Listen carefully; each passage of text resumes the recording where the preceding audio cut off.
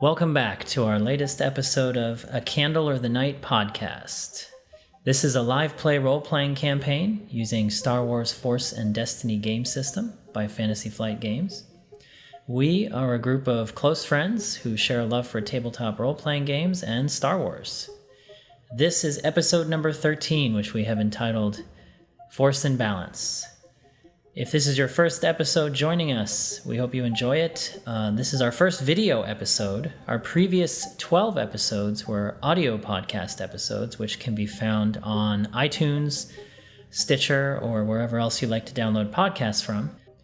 If this is indeed your first episode with us, we will be placing on our YouTube channel 2 videos to help orient you to the adventure. First, there will be a video with the campaign background story to get you caught up with where in the timeline we are in the Star Wars universe, as well as the things that led these heroes together for their first adventure. Then there will be a second video, which will be a brief recap of episodes 1 through 12, so those of you joining us for the first time on this video episode will not be totally lost. We have titled this episode Force and Balance for a reason. This episode marks a turning point. One of our heroes that have been with us since the beginning of the game, Nobi, a good friend of mine, had to step away from the game due to work commitments. And so, though we lose a hero, the Force brings us a new one. A new friend joins the campaign. You will welcome Kip to our adventures.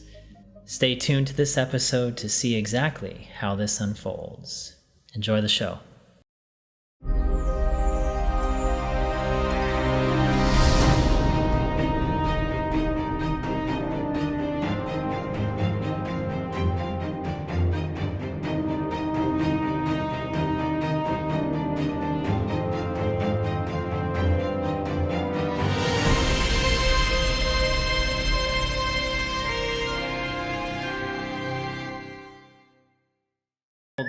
Let's do our recap, and then we'll sort of jump into the action.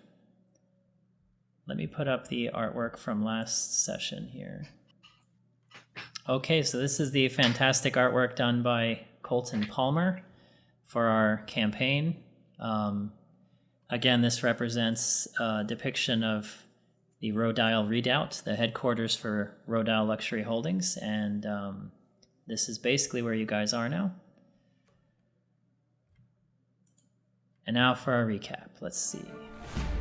Okay, welcome back for our next session of Candle or the Night, our Star Wars Force and Destiny adventure. We are on session 13, lucky 13. So last time, the party met with a mysterious technomancer named Elader, who takes Tyrus as his agent in this realm. In contract of his service to Elader, he is given an ancient weapon named Tal Shendir,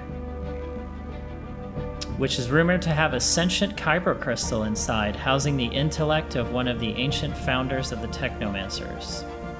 The party agrees to keep Dr. Bendick safe until Master Newen can arrange transport off the moon.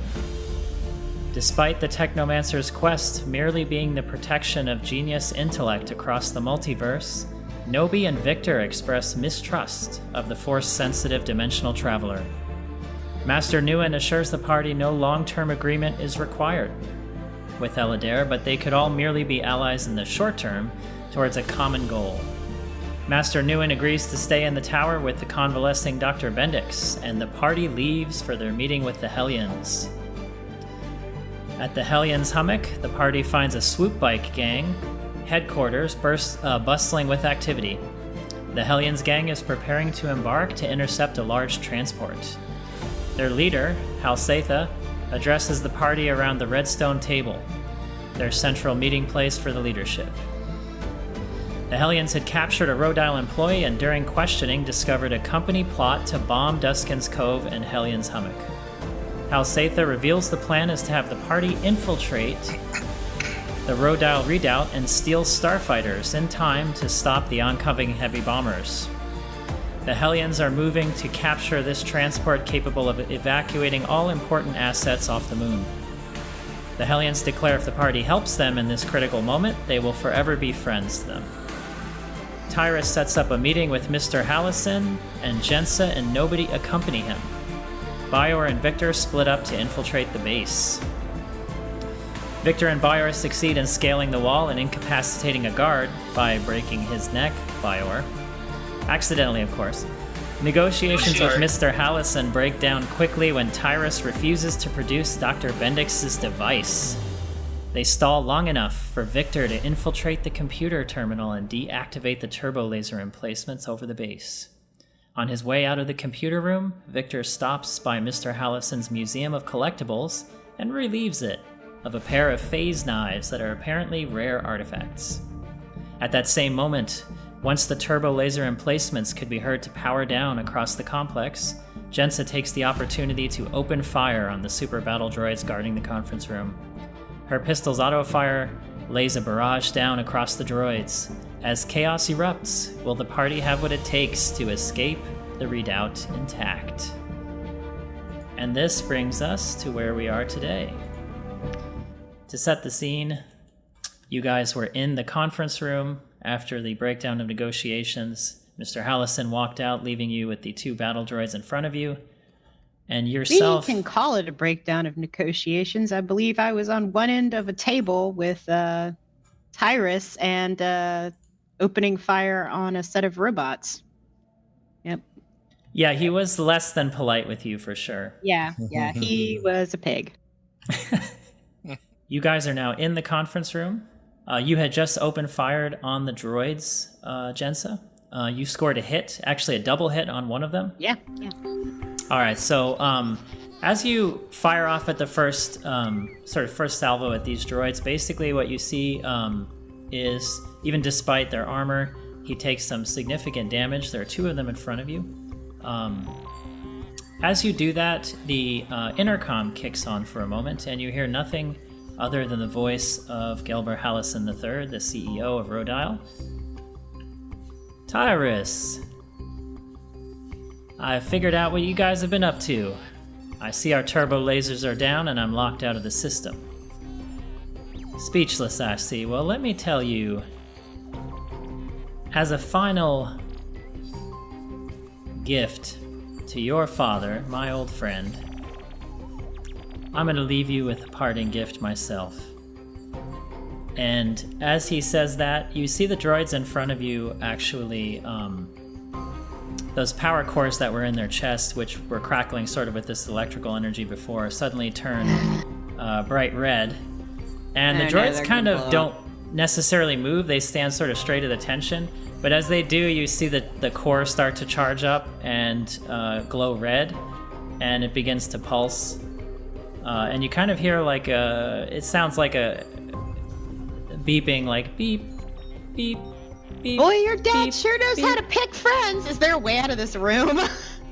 Yes, there is indeed. You are around a table, and there is a door to the far end.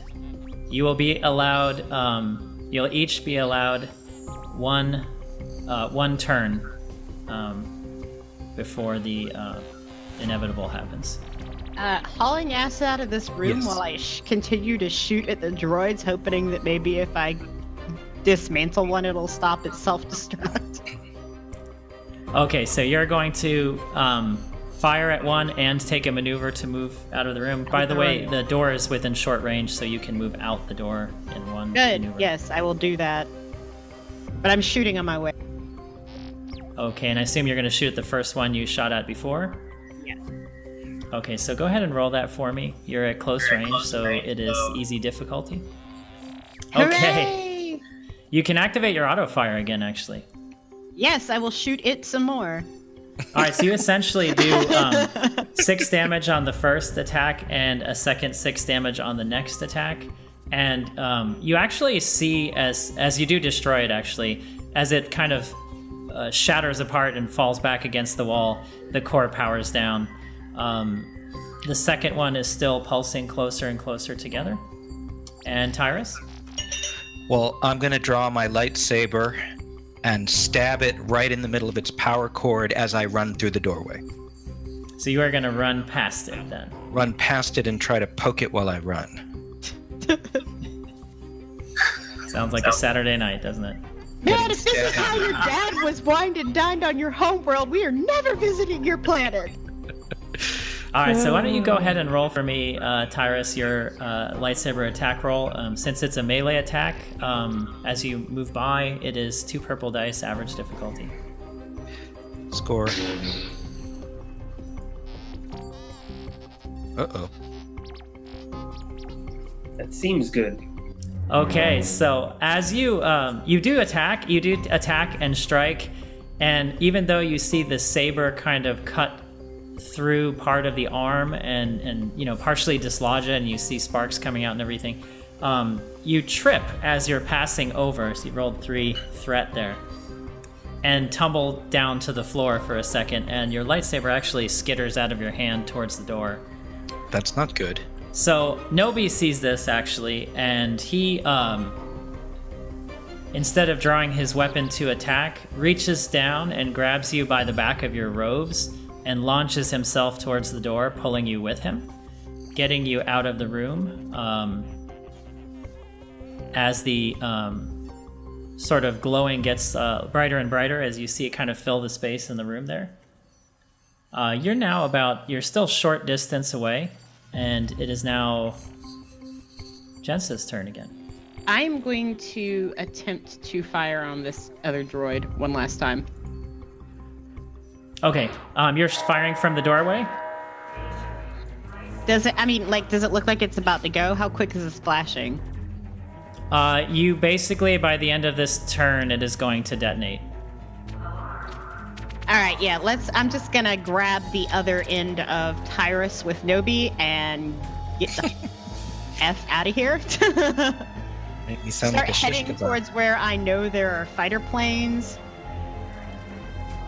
Okay, so as you move down, you leave the room, and you start to run the way you came. But as you look, there's a large blast door that has obviously been closed since you came in before. So you can't proceed out the way you came. So you'll have to turn sort of the opposite direction, deeper into the complex. And then as you do that and you start running forward, you kind of pick up, Nobi's kind of picking up Tyrus off his feet. Tyrus, I assume you pick up your weapon again. You guys begin running. And as you do, you see a bunch of Rodile guards start filing out of pretty much every open door along the hallway behind you. And basically, there's sort of a chase that ensues. At the moment... I will provide cover fire as much as possible, but keep us moving and trying to figure out where the heck we are. So at the beginning of sort of this round as you're running, I'd like everybody to make either a athletics or a coordination roll, whichever they prefer. And the difficulty is average. I am really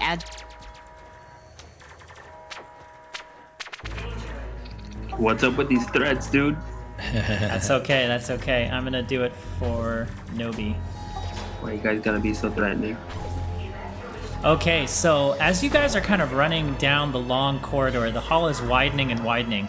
As if you look on the sort of artwork, you're proceeding sort of rightward along that back wall with all those large buildings. So the space is getting more cavernous and large as you run towards the east side. And Tyrus and Jensa, they are sort of sprinting, and you're actually increasing the gap between you and the pursuing guards. However, Nobi sort of trips up a little bit, but in so doing, he falls behind slightly, but he regains his footing and continues moving forward. One of the guards looks like some type of special forces type of combatant, and he pulls out of his sort of belt holster this hilt, which at first glance to you guys, you start to wonder, is that a lightsaber? But it isn't. As he activates it, there's actually a coiled filament that is attached to the end, and a blue intense light kind of fills the whip. And you see almost like mist, like if you were to open a freezer and the cold air is mixing with room temperature, you see kind of a mist coming off of it. Now, as you move forward ahead, you see essentially 3 different directions that you can go in. You have not been to this side of the complex yet. I would open it up to your team as well if they want to try and assist you.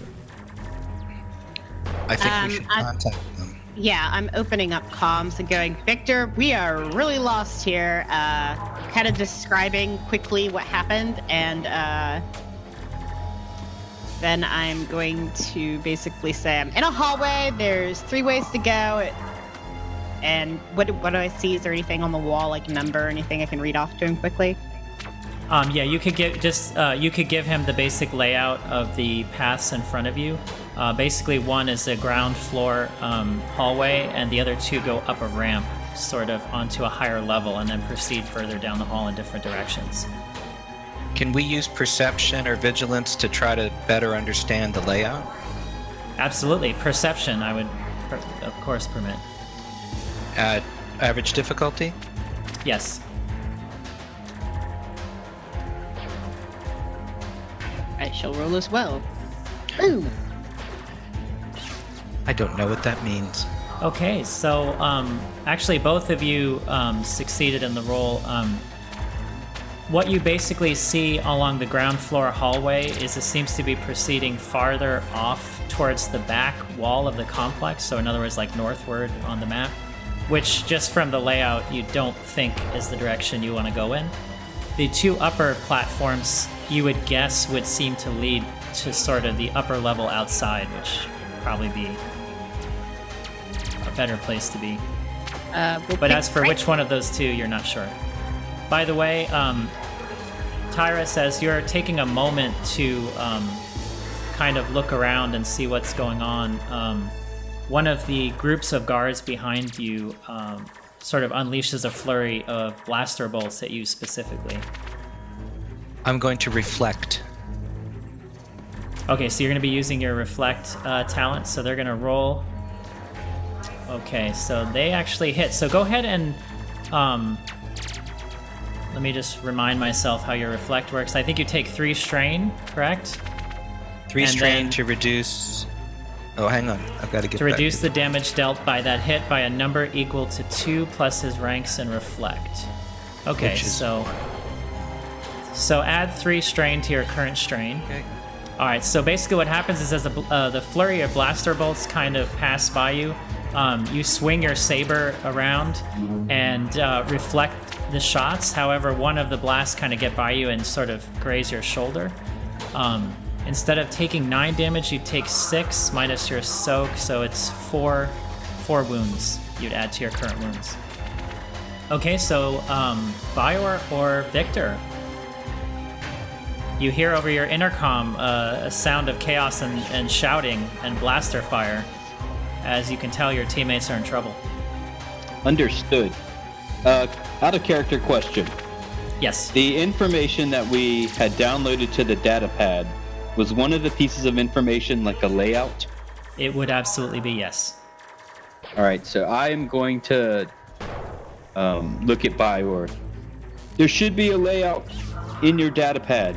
Could you access it and try and give them some directions to wherever the flights, the speeders are?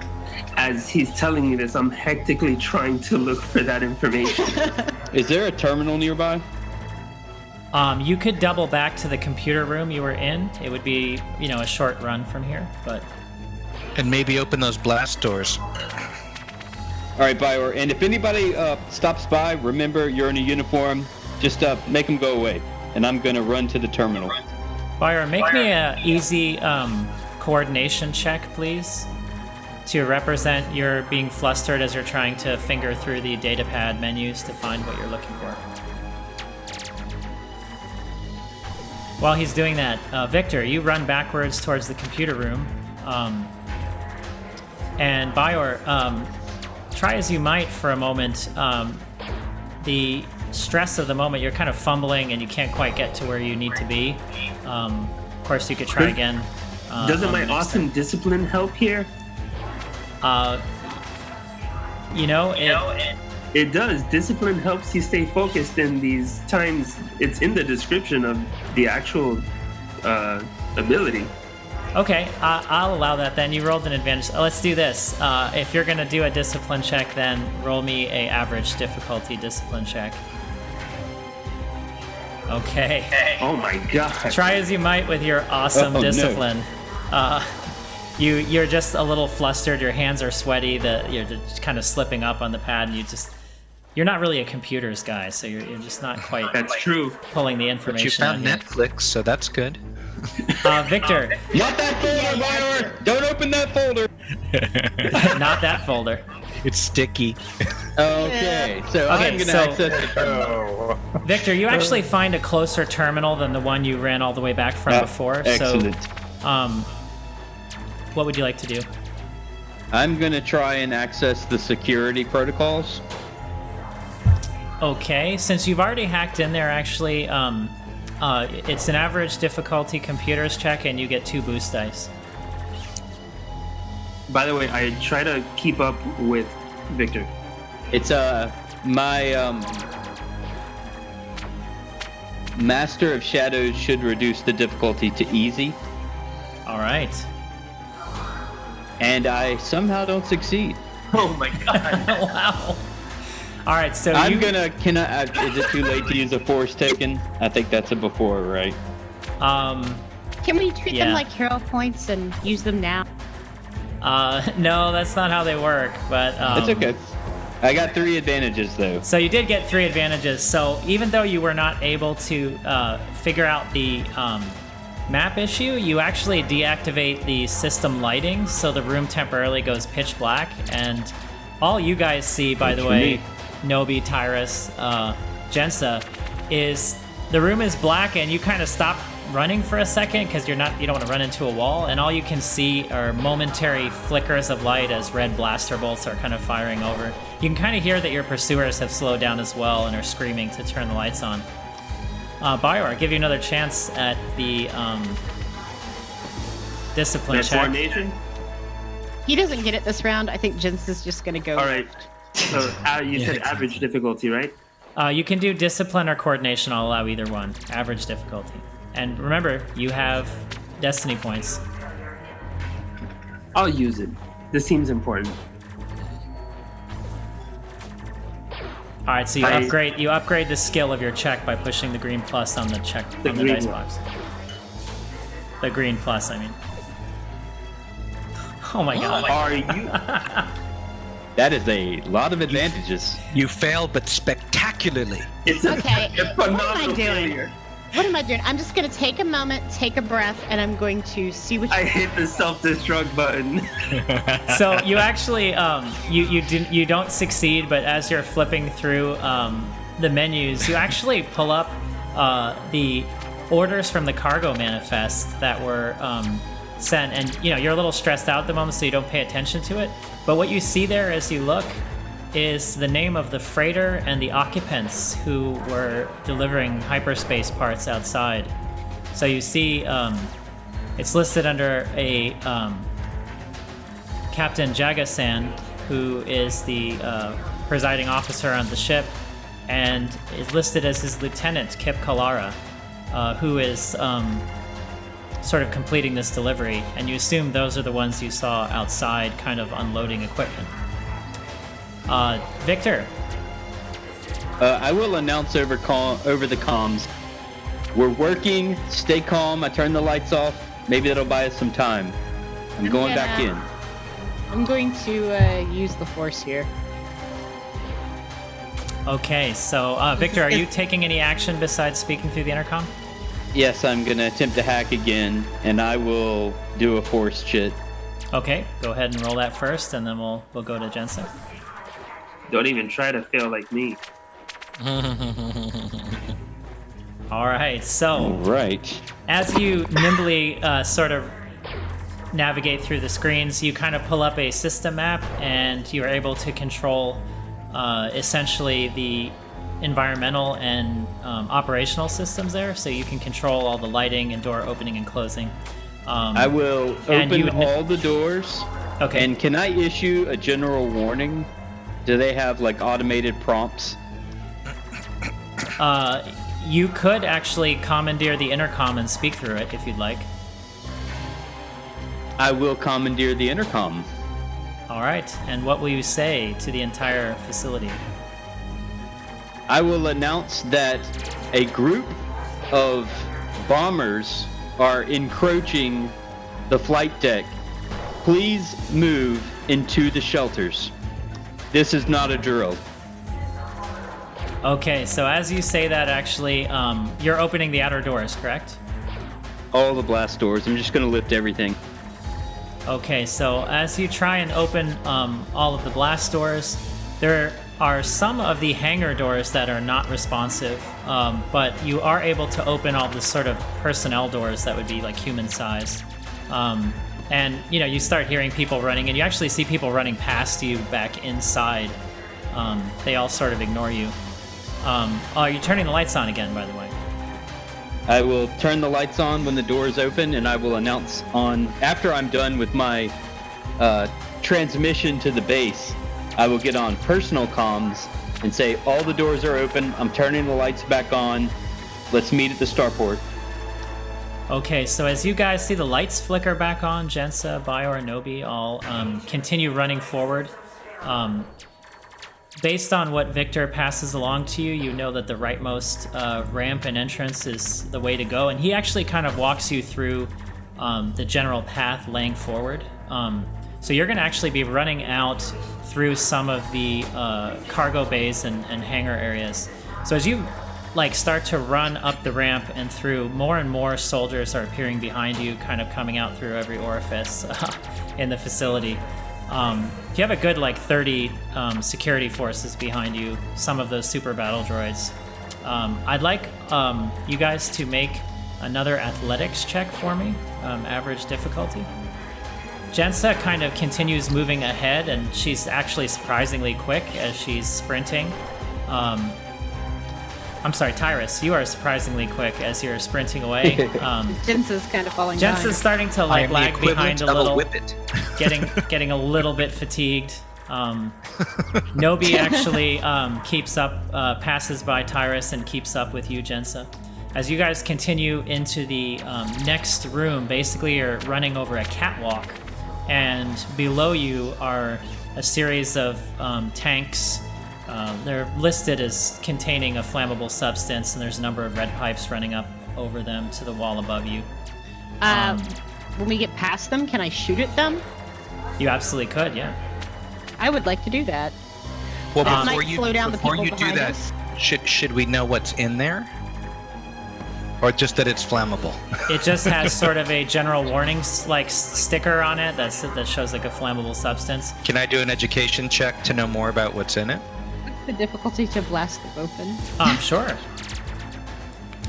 Average difficulty. I just want to know if we're going to go up in a giant boom.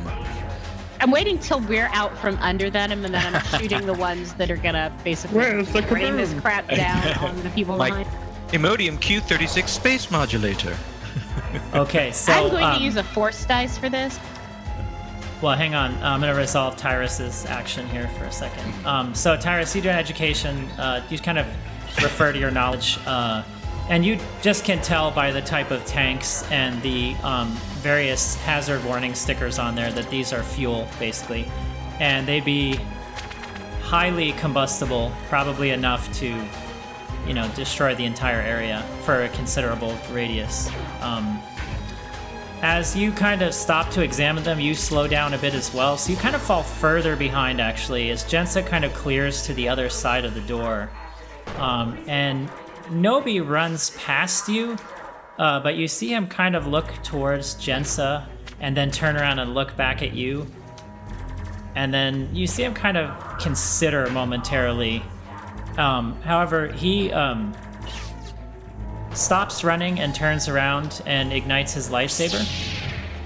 And he actually force leaps backwards past you, Tyrus, towards the pursuing enemies, and kind of slashes out at the first three that come out at the door, giving you a chance to kind of catch up to Jensa. And as he turns around to join you guys, the special ops force with the whip kind of sort of reaches back and lashes forward with the whip. And as it makes contact with Nobi's leg, you sort of instantly see almost like it's sort of instantly freezing. And the sort of cryogenic effect is kind of passing up his leg to his hips, to his torso. And then as he's trying to move, he kind of really can't move anymore, and he's kind of falls forward slightly onto one knee and one arm and looks forward to you guys, and he basically just screams out at you to run. And as you're kind of considering what he might be doing, he reaches to throw he kind of reaches to throw his lightsaber, but he's unable to kind of throw it really because his arm freezes from the shoulder up as he kind of completely is kind of frozen. But he lets go of the lightsaber momentarily and it falls from his hand. And being force sensitive yourselves, you feel him activate his force move ability as he flings the ignited lightsaber into one of the gas lines to the side of you. And you basically, I'll grant you each one maneuver to react at this particular moment. I would like to get the hell away from there. Jensa? Any chance to rescue the lightsaber? I would still say run away. No, I mean, you have a maneuver, so I don't think you could use any abilities to try and get it. Okay, I'm not going to make his sacrifice in vain. It looks like he's dead, so I'm going to run. Not Better dead. to burn out than to fade away. He's in the frozen food section, but he's not dead. So as his action kind of resolves, and even though he is completely frozen and immobilized by the cryo whip, his lightsaber is flung outwards towards one of the fuel lines along the wall that runs downward into the tanks beneath you, and they sort of instantly ignite. And sort of in slow motion, as you're trying to run out of the door, you just see sort of an enormous wash of orange light kind of fill the room, and just absolutely like ridiculously concussive force kind of filling as flames just fill the entire room. And you guys are tumbled forward a good 10 or 15 feet and are knocked down to the ground. You each take 3 wounds. You can subtract your soak from them. Okay. I'm not having a good day. That's hardcore. We're The taking entire- how much? You each take 3 3? wounds, and feel free to subtract your soak from that. So you're I have 3 soaks, so... Okay, so you don't take any damage. You just get knocked to the ground and kind of tumble for a second. And your clothes is on fire. So as the explosions die down, basically the entire zone behind you is an inferno. Thankfully, you momentarily don't have anyone chasing you, but you really can't see anything beyond the flames in that room. I'm gonna just look back, and then I'm going to immediately get up, grab Tyrus, and try to help him get up and keep moving. We are keen-eyed, so we actually can do a vigilance check and see through the smoke. Yes. Both of us are keen-eyed, so we could probably help each other.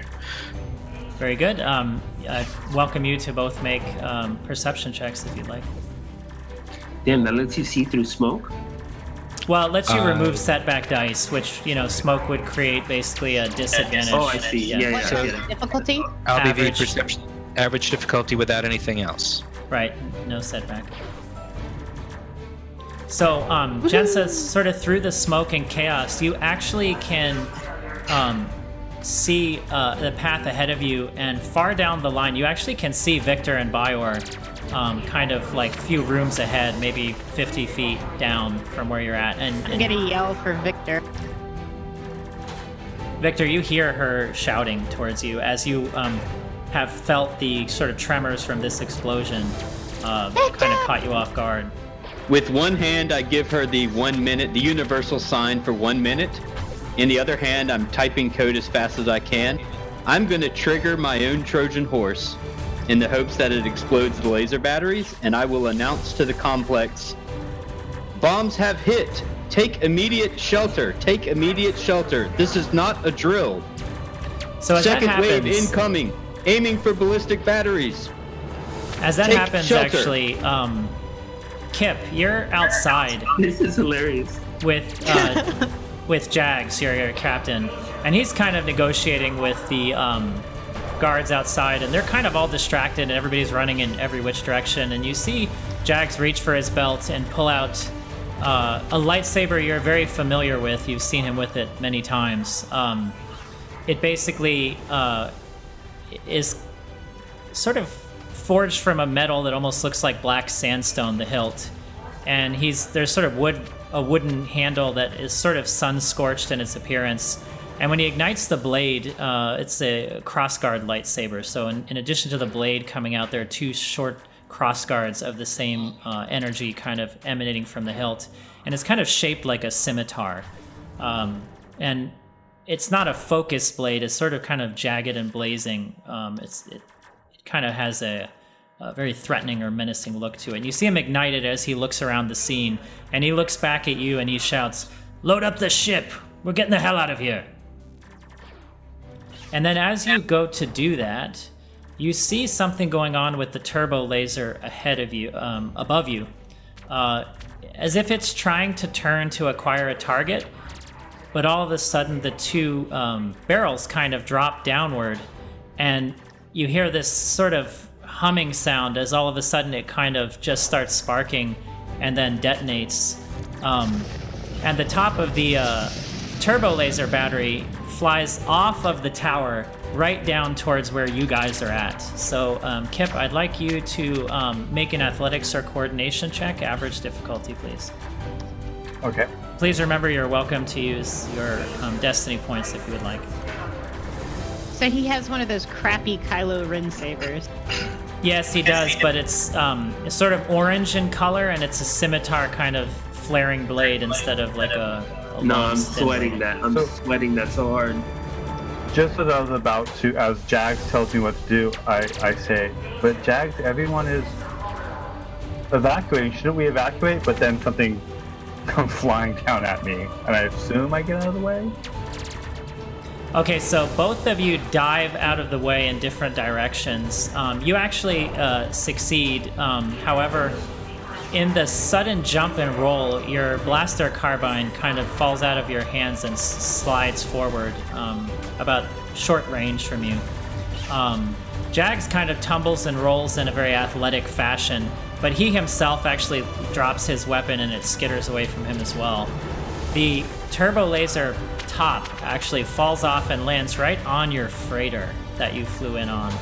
Oops. Kind of just smashing right into the cockpit, and the struts that the landing gear's on just sort of collapse Feeling that. as it noses down into the deck, and flames just start spewing out of the side of it. There goes your deposit. God, those random bombers. It's like a Yugo. What a bunch of jerks. Man, we are That's just gonna not take a having long- good luck with ship. Just Just saying. Pinto. That's The going Pinto to of really space take a long time freighters. to repair. Clean up on aisle 3. Jags turns to you and he picks up his weapon and says, "Prepare to defend yourself, boy." Now, For what? I don't. Well, from whatever caused this Turbo fucking lasers. havoc here. So as you guys kind of Okay. come out, Jensa, Bior, Tyrus, Victor, as you kind of run out, you're coming out of the far end of the complex. If you see on the artwork there is a door under the logo on the building with sort of three slits as Yeah. the doorway. That's kind of where you're coming out from. We need to get to a fighter, so that's where we're headed. All right, so you guys start making your way down from the upper levels. You basically see Havoc as troops are running inside and some are running outside from the fire. People are trying to put out the fires. As you kind of make your way down to the lower deck and run up to it, you kind of see in front of you this Zabrak, very Darth Maul-esque kind of looking in terms of the the race. Except he's got a big pot belly. He's kind of wearing a vest, and Kind of Does these he still baggy have pants and boots. that lightsaber that I'm pretty sure, killed a Jedi to get? It is back in his hand again, and you look at it for a moment. It really is like none you've ever seen before. It's kind of looks crude but heavily modified. Not my style, but I don't have one, so I'm going to shoot it out of his hand if possible. Oh, so okay, so you're immediately attacking him, basically. Yeah. Hold on there. Holy shit! Hold up. Hold Okay. He's dealing with these people. These are bad people. We need to do some uncanny reactions. We need to take a moment and figure out the situation. Well, everyone's allowed to do what they like. I will say he's made no overt hostile actions towards you guys. He's I think we should holding keep it a that way. lightsaber? Maybe he's a Yep. Jedi. Just So is Tyrus. Kip, Okay, what do you have that's to say about this? Anything? You see a bunch No, of no, strangers Kip- run up. No, Kip has retrieved his carbine blaster and has ducked behind some wreckage in short range away from Jax. And he's sort of like aiming at, he's not exactly sure what he's supposed to be doing. Because Okay. it's not his cup of tea. All right, so Sarah, go ahead and make an attack roll as you fire with your blaster, please. You currently He's are at holding medium a range. lightsaber, and he's dealing with these people. I'm assuming he's a bad guy. Okay. Hair trigger Jensa. Hey, in a lot of situations, I'm the last one to shoot. This is just not one of those situations. When I hits, should- hits I the should fan, point she's out- a panicked kid. Ahead of time, the action would involve 3 conflict. Okay, so as you make that attack, he uses his reflect action. He does decrease the damage by 3 as he slings the saber forward and tries to block the attack, but in your flurry of shots, you still hit him. So he actually takes 3 damage and spins around for a second and then regards you guys. He doesn't, it's not really his turn yet, but he doesn't do anything at the moment. Right. Okay, so by the way, Sarah, you still had a maneuver, so you're moving towards the starfighters. Yeah. Well, where is Kip and where is Jag? Well, you don't. Kip is, of course, still a stranger to you, but you see a figure that was standing next to Jags, kind of ducking down behind some boxes and such on the deck. What you see is a pale, dark-haired human who looks to be on the tail end of puberty. He's like probably 15, 16 at the most, a human male. And he's- Jailbait. So that's what he's looking like. I'm thinking more. Did someone just say jailbait? Because, yeah. I sure did. That's just the kind happened. of people you're playing with. So the reason I ask is that these are people who clearly were using weapons that we recognized. So these are obviously not the same people that are chasing us. So my maneuver is to try to continue to run towards where we're going, but I want to see where they are. I want to try to figure out who they are. Okay, do you have anything to say, or are you just sort of running towards the starfighters? Well, I don't. My character's not a. He wouldn't say anything at this point. Not exactly a But I would- conversation kind of moment. Yeah. What I would do is I would do a forced maneuver to reach out to those people. You mean you're using a force power?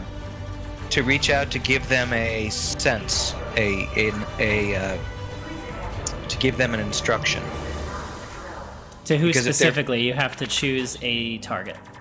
I'm going to say Jags would be my natural target at that point. Okay, so you're going to use your force influence power on him. Correct. Okay, so go ahead and roll 2 force dice. Okay, so That's a mixed bag. yeah, you basically got 2 light side pips, 2 dark side pips. So basically, even without taking any of the dark side points, you succeed. What is the impression, message, emotion you want to send to him? Run. Follow us. Okay, and I would like you to make a discipline check for me, and I'll tell you what the difficulty is. I'm sorry, 1 purple, 2 red, excuse me. Have to start over.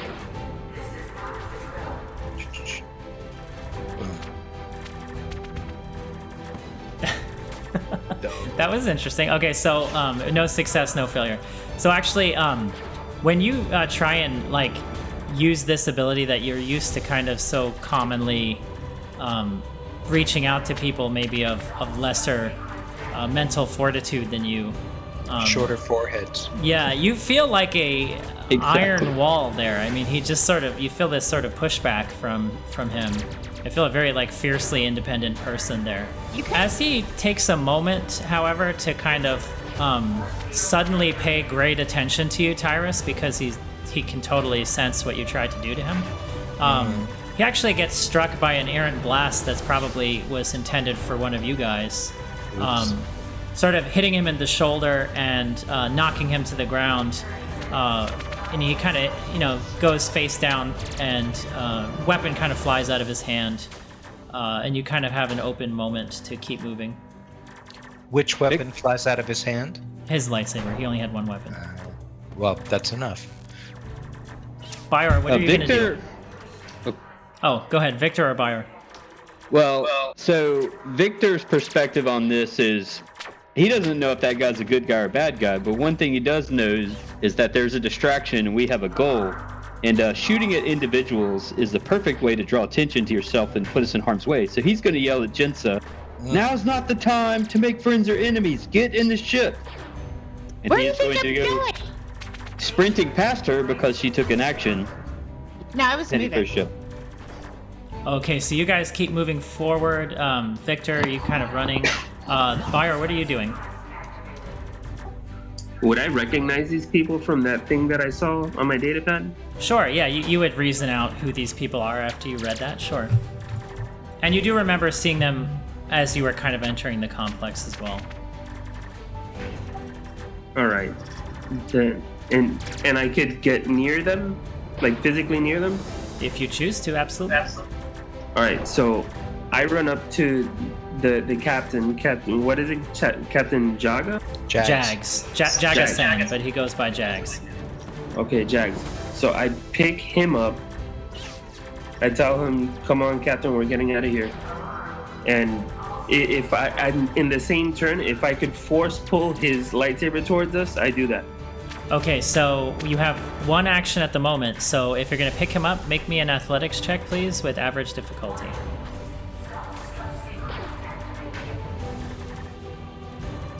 Jensa is now completely confused why everyone is helping the random pilot.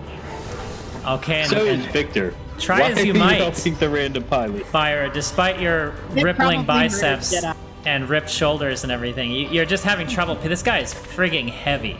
And you he's try and fat. pick him up, and you're just kind of struggling with it.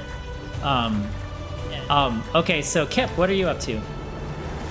Chip sees that fierce lady shoot of Jag, and he sees the weapon fly out of Jag's hand. He sprints as much as his as fast as he can go. He sprints towards her and says, "Take me with you." So, He's Jensa, you probably see a this prisoner. kid This come guy up is to an you. evil fucker. I'm gonna shoot that captain again and grab this poor kid. He's like running with windmill arms. He's not as athletic as one would I think. knew it. Based off his build, he's like, "Take me with you, take me home, back to the I core." am totally grabbing this poor child and I'm shooting that old Jedi murdering captain. Okay, Yeah, so that will get Victor to stop too, because go ahead now and it does have look an like he's issue a with slave. go ahead Oh, and God, I make made your a attack horrible roll. mistake. Jensa, make your attack roll with a boost dice, please, because he's on the ground. Again, it's going to involve conflict. Okay, I don't know. One better, conflict, so. yeah. The difficulty is easy because he's prone, or It is hard? indeed. It's easy. He's on the ground in front of you at short range, and you get a boost dice. Okay, so as you fire, he is defenseless, and you see the blaster bolt just kind of like sink into his back as you see the skin kind of burn and ripple and like smoke, and there's like slight splatter of blood. And he kind of grunts and then is motionless completely. Okay, I'm grabbing that lightsaber as I continue running with the kid. All right, so you lean down and pick up the lightsaber off the ground as you run. And I you make roll your my way. eyes as people are running now away from the shuttles. I look at the Zabrak, and I will say, "Is he holding you hostage?" Yes. Okay, come with us. Can you fly? Yeah, yes. No. Well, sort of. Yes, no. I can fix shit. Ooh. You come with us. You ride with me, kid. Ride I'm with gonna me. say. And then I shoot the guy as well. I actually wait before he does that. I say, don't kill him. He wasn't. He's. And I will He pause didn't, at he's that. not the one who kidnapped me. Aha. I was will trained- pause at that, and we will run to the shuttles together. Trigger. So yeah, hack- Victor, you pull your blaster out and you're literally about to pull the trigger into this guy on the ground, and he says that, and you just kind of second guess and holster it and run. So as you guys make your way to the starfighters, you come up on about 5 starfighters parked. They're beautiful, green in color, very sleek. Sarah, you would know that this is a HLAF 500 starfighter. Do not have any active hyperdrive or anything, but they're effective starfighters. And these are actually outfitted with a pilot seat and a co-pilot seat, so there actually 2 people can fit in these. I'm gonna throw the kid in with me. All right, so you get in the pilot seat of 1, and you have Kip kind of climb in behind you as the Hey, canopy what's your closes. Name, kid? I'm Kip Coralla. I'm Jinsa. You're gonna be okay. Thanks. They kidnapped me. I don't know, a year and a half, 2 years ago. I don't even know where we are. We are in the ass end of nowhere. Are you gonna take me home? If that's where you want to go, kid. But first, we got to get out of here, and that means you're gonna be in for a bumpy ride. Can you fix stuff? I can. And Patch yourself into the system. Then I'm gonna get myself buckled in. okay. All right. I'm How are gonna we- jump into a How ship are we with arranging Biowar. the others? Okay, so you and Bio are in another ship. Who's piloting? I will take a stab at piloting. Oh, good. Bio, you're in the co-pilot seat, and that leaves Tyrus. You get your own starfighter. I start Sorry. breathing heavily Sorry. with the rush of adrenaline. You know, I works stepped out away though. for a moment. Sorry, I had. His forehead can sit in the. I'm sorry, but I'm sorry. Reacquaint me with what I was just doing. I just had to deal with the whippets. Basically, the others have gotten into starfighter two and Yes. 2, and you're in your own in the pilot seat. I You have my climb in. learner's permit, actually. Perfect. Excellent. You climb in, click the button, the canopies all close. I look to Biowar as I jump in the ship, and then I start breathing heavily with the adrenaline rush. We're gonna be okay, Biowar. I got this. And then Biowar sees me unfold the piece of paper that Jinsa drew, and I smooth it out in the console. I'm like, that doesn't seem like enough. This one's go, and then I push the button. It's Make drawn sure in it's pointing crayon the right too. way, though. Yeah, is it upside down or right side up? I turned it right side up after about a couple seconds. What I just pushed? All right, so all of my pilots, please make me a planetary piloting check that is easy to represent you initializing the systems and lifting off. I am going to use a force chit on this. All right. Don't kill me. Don't kill me. Bayer is praying to himself in the back. Okay, so Jensa and Tyrus, you actually impress yourselves as you skillfully pull back on the stick, and you feel the ship kind of lifting off, and very gracefully, actually. You see sand kind of blow around as the thrusters underneath kind of push you off of the Earth, and you lift yourselves up in the air, and the starfighters kind of take off gracefully. Unfortunately, Victor is having a little trouble referring to his diagram that he taped on. I'm So gonna, clearly, I'm gonna say over the comm, I'm gonna say, Tyrus, I'm impressed. I didn't think you could fly. And then I'm gonna say to Victor, because we know each other, in a very calm voice, okay, what you want to do is the green switch. That's the ignition. Push that button. I push that button. all right. So basically, as you kind of try and lift off initially, you list very awkwardly to the left, and you feel yourself lift off the deck, but you kind of go sideways and start careening towards the wall. And although you regain control of the ship, you kind of get, a little stressed out. So I want you to take 2 strain. Okay. You manage to right the ship and successfully lift off and follow your compatriots into the air. Bior praying in the background can't No, help now it. I'm just screaming, listen to Jensa, listen to Jensa. I'm pushing the green button as much as I can. My finger's tired.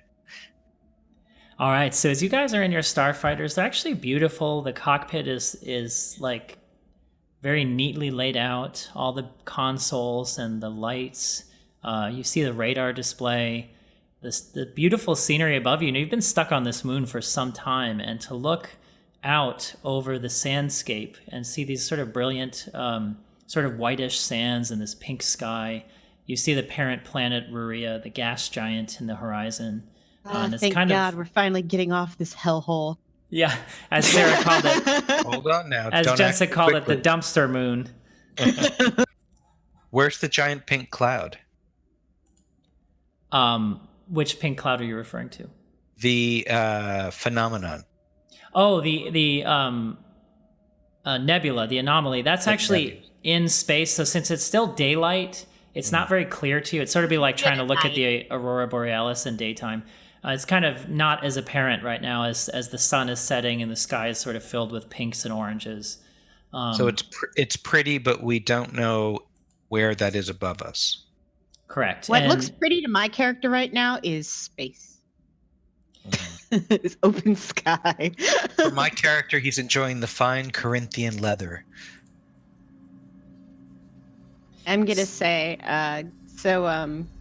Kid, I gotta let you know, we do not have a long-range ship. We crashed on this hellhole.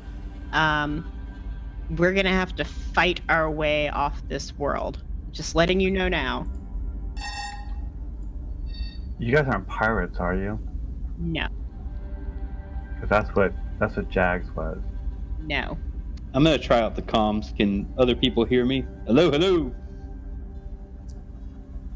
We can hear you. We Am I can coming hear you. through? I can hear you. Yep. And we're gonna go ahead, guys, and let's get into attack formation. And I'm going to do what we had previously planned to do. I'm gonna kind of coach you guys through to hopefully give you a boost to any piloting checks you have to make. And I'm gonna put myself, I guess, in the alpha position between the two of them, so that we kind of have like a tight formation to kind of help that along. Are there any gunnery stations that are empty?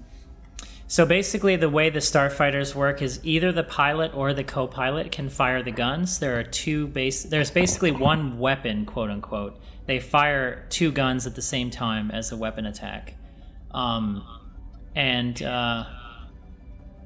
either of you can initiate the firing of the weapon, although the pilot controls the navigation and maneuvering of the ship itself. The co-pilot is also free to, access the computer, send communications messages, Now, maybe I should have been the co-pilot. I say, I had to work on all sorts of systems on Jags freighter, and one of them is the gunnery that I had to repair many, many times. I'm familiar with all gunnery. I'm just systems. flipping the weapons system over to him in response. I'm not saying anything. I'm just flipping him control of the weapons.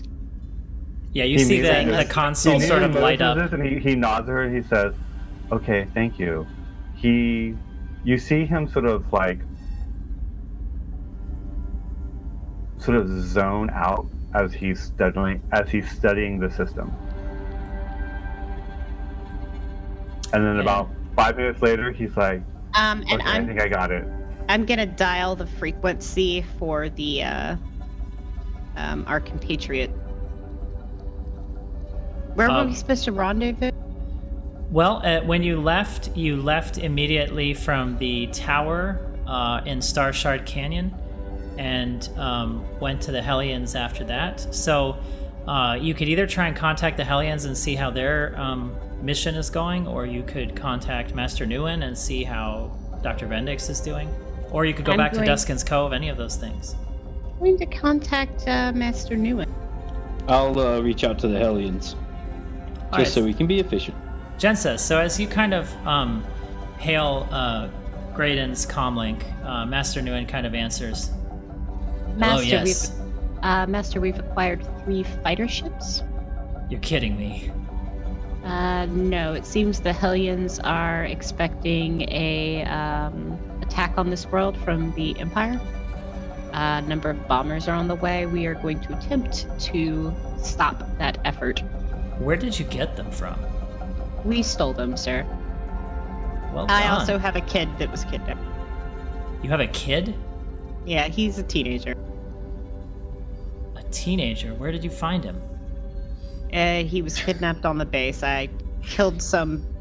What's the race again? Human. The pirate. Oh, the No, pirate was guy. Zabrak. I killed some Zabrak with a stolen lightsaber and rescued him. A lightsaber? What did it look like? I describe it to him since it's sitting in my lap. Doesn't seem like the weapon of a Jedi, does it? Well, I don't know. If bring the kid back. Dr. Bendix is awake. Let's see what our game plan is here. Reach out to the Hellions when you can too, and see what the plan is. I don't know anything about this attack. I'll tell him what we do now. I'll basically recap for him and let him know that Victor is on the line with them now. And then I'll, I guess, flip over to Victor as soon as he's done with his conversation. All right, And all I right, will Jensen. attempt to reach a Hellion. Good job, guys. I'll see you back at the tower. His mess. Victor, as you kind of reach out, there's sort of a long, good 5 minutes before you get any response at all, and then you hear the intercom kind of activate, and you hear CRISPR's voice, that kind of wiry, nerdy-looking one that didn't fit in with the rest of the Hellions. Are you guys? This is Victor. Are you guys done? Did you do it? We have 3 starfighters. Victor, what's your pick? The turbo lasers are down. I repeat, turbo lasers are down. All right, we've got the transport sort of disabled. We're just trying to get on board and gain control of the bridge. How about this? Give us about an hour, maybe hour and a half, and we'll meet you at Duskin's Cove for the evacuation. Good Roger job, that. by the way. I will hang up with him. I will chime to Jinsa. And I will say, rendezvous Duskin's Cove in an hour. And we should probably pick up the master. And think we got Dr. Tom. Bendix. Dr. Bendix could fit as well. And he needs to get on that transport, or in Definitely. one of our ships. Yes. Well, we can threes a crowd our way to Duskin Cove until we can make a little more room in these cockpits and maybe better orientate who's riding with who. But before we depart airspace, I want to call Granville. Okay, Tyrus, you dial in his frequency, and after just a moment, you kind of hear him respond. Hello. Granville, at our last Tyrus. meeting, I offered you a few jewelry items. I was wondering if you had acquired any buyers for them. I do have a buyer. In case you haven't heard, I've been hearing rumors we got to get off this rock. What do you say? What do you say you and I talk after the evacuation? I'll make sure we get the sale done and send you your money. Well, Granville, before we depart, we also had some interesting resin crystals that you were analyzing. I would certainly hate for our business to be cut short. Oh yeah, of course. Shuck Rodank, he's a contact of mine. He's willing to talk to you guys about what to do with that crystal. Apparently, he thinks it has some some value on the street, if you know what I mean. So, Mr. Rodank, where would we find him? It's like I got his it's kind of number. hitting the fan right now, but I can give you his frequency. I'm sure. I think Victor has it as well. We'll set up a meeting when things settle down. You guys have to tell him what you want to do with the Amber, and we'll go from there. Very well. Jensa, Okay. how's the kid? He's okay. He's a little bit shaken up. Apparently, he's been kidnapped for a while. Say hi, Kip. Who am I saying hi to? This is Victor. Hello, Victor. Hey, Kip. Which one are you? I described myself. Ah, I'm the one with the black hair. Human. thank you I for think not that's enough to distinguish me from the rest. Thank you for not killing Jags. He was a pirate, and he forced me to work for him, but he was not an evil man. He Going was, to do the quiet. Oh, he has Stockholm. Well, we'll But watch he- out for you. Thank you. Will you take me back home, please? Where's home?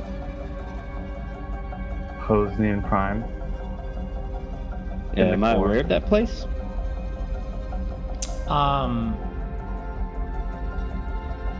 I would actually have to remind myself what system that's in, and you could make a knowledge check. It's a core planet. Is it? Okay, so it'd be knowledge core, basically. Average difficulty.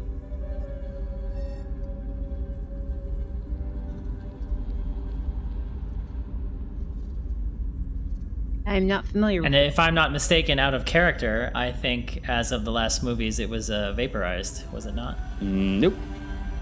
Okay, yeah, you've never heard of it, Victor. But I have extensive core world knowledge. Go for it. How much difficulty? Average. Boom. You haven't quite heard of it either, but you actually are But I able find to. a mint in the seat of the fighter. It's an advantage. You actually are able to kind of speak in such a way that it kind of makes it sound like you know what you're talking about, even though you really have never heard of it. That's in character. Yeah, face-saving maneuver.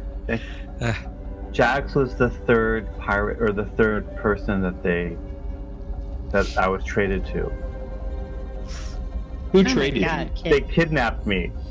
I had a lovely life there. Wait, who took you? Some crime syndicate. They knew Yeah. about I was the top of my class at the academy, and they kidnapped me. Which syndicate? I Do you never know? knew the name. Because then I was sold immediately, or I was traded immediately. Was it a Hut cartel? Was it a what? Hut cartel?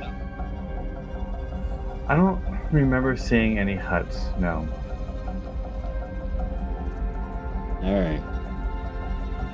Look, we'll do everything we can to get you home if that's where you want to go. Yes.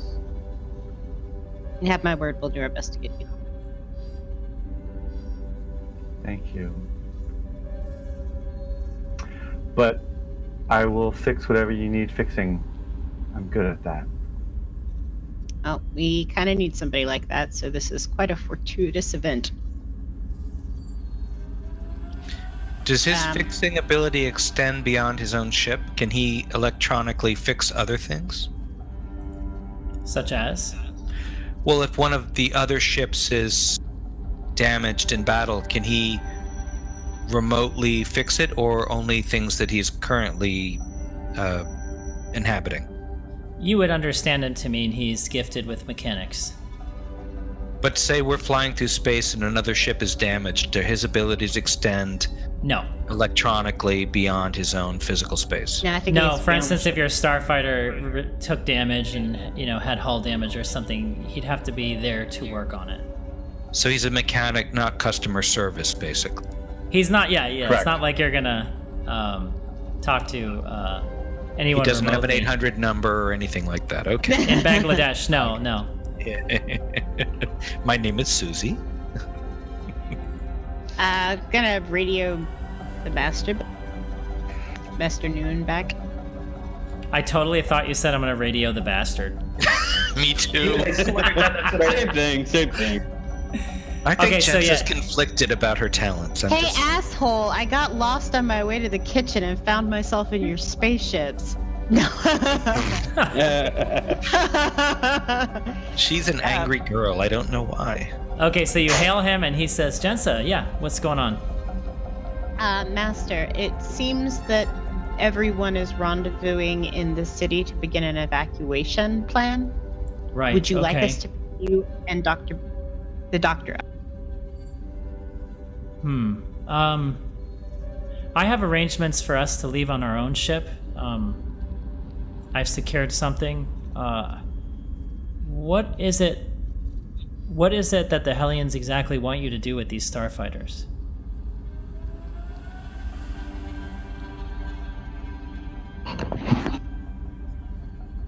I believe they just wanted us to help them get the transport into orbit. Correct? Out of character? Out of character, no. They asked you to get the starfighters to actively defend against a bomber attack that is presumed incoming shortly. They were hoping for us to help them with a bomber attack that is incoming shortly. Incoming against Duskin's Cove, I imagine. Yes, sir. I want you to help them with what they need, and once you secure it, return here, and all of us will leave together with Dr. Yes, ma'am. Bendix. I can't afford to let him out of my sight. Yes, ma'am. And I will relay that to everybody else. All right, so as you Right. are steering the ships towards what Star Shard Canyon, I put up the artwork again of the tower, just as the setting. This is kind of what it looks like, Kip, from a distance as you pull in. Of course, your vantage point's much higher this time because you're flying in.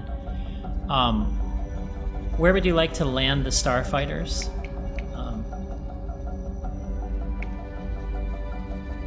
I thought we were returning to Dustin Cove now.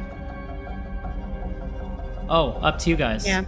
Yeah, if he wants us to just swing by and get him on the way out, that's what we'll do. Okay. If you have no business at the moment there, then you can redirect to Duskin's Cove at this point. That seems like the thing you do. You can close any other windows you have so you don't get screen clutter. I'm gonna put up the Duskin's Cove setting there for you. Can we have some of us rendezvous with the Master and then we all swing back to Duskin's Cove? Really, whatever you guys want. Yeah. I'd like to swing back and pick up Dr. Bendix because Well- we don't know what's going to happen. So we could split where I'll go to pick up Dr. Bendix, you guys go directly to Duskin's Cove because I have an empty seat. I believe what the master said is that we would all leave together. He's arranged for separate transport for us. Very well. That way Bendix isn't in... I mean, you can radio him, but that way Bendix isn't in danger of being killed if we get heavy fire.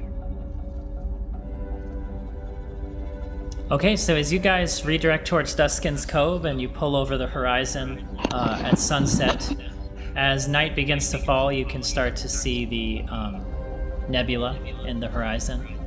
And as you pull into Duskin's Cove, strangely enough, it kind of seems like any other old night there. There's not particular commotion going on. As you kind of...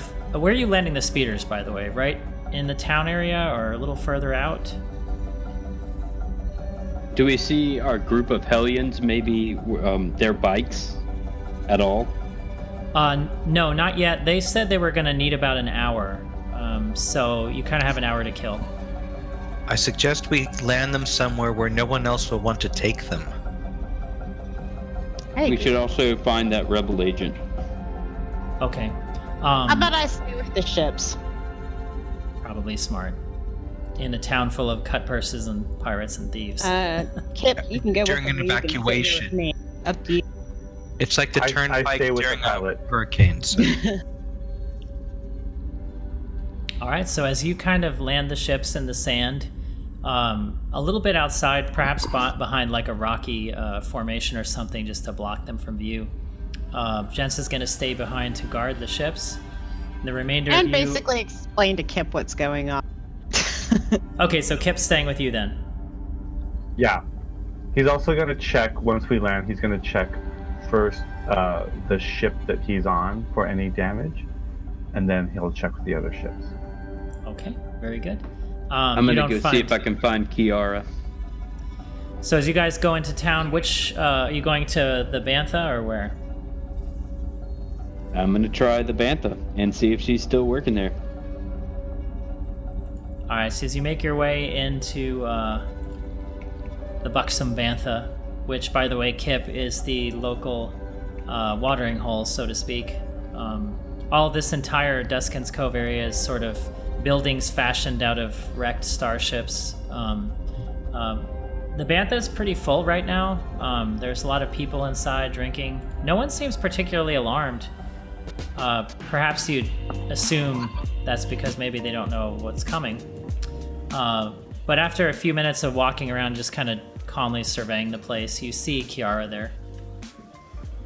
I walk casually up to her as if I am just approaching the bar so that I'm not intentionally looking at her direction, and I'll just lean on the bar and whisper out of the side of my mouth, you realize things are about to go down here, right? You gentlemen never cease to impress me. Of course I know.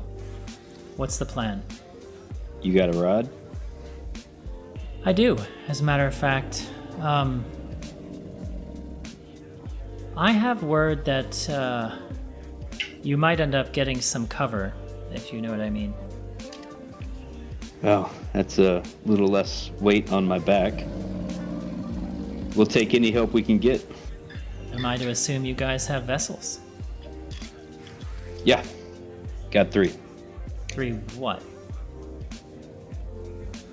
I don't know, ships.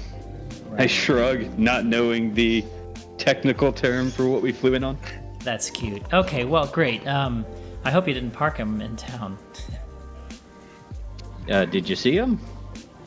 All right. Well, let's do this.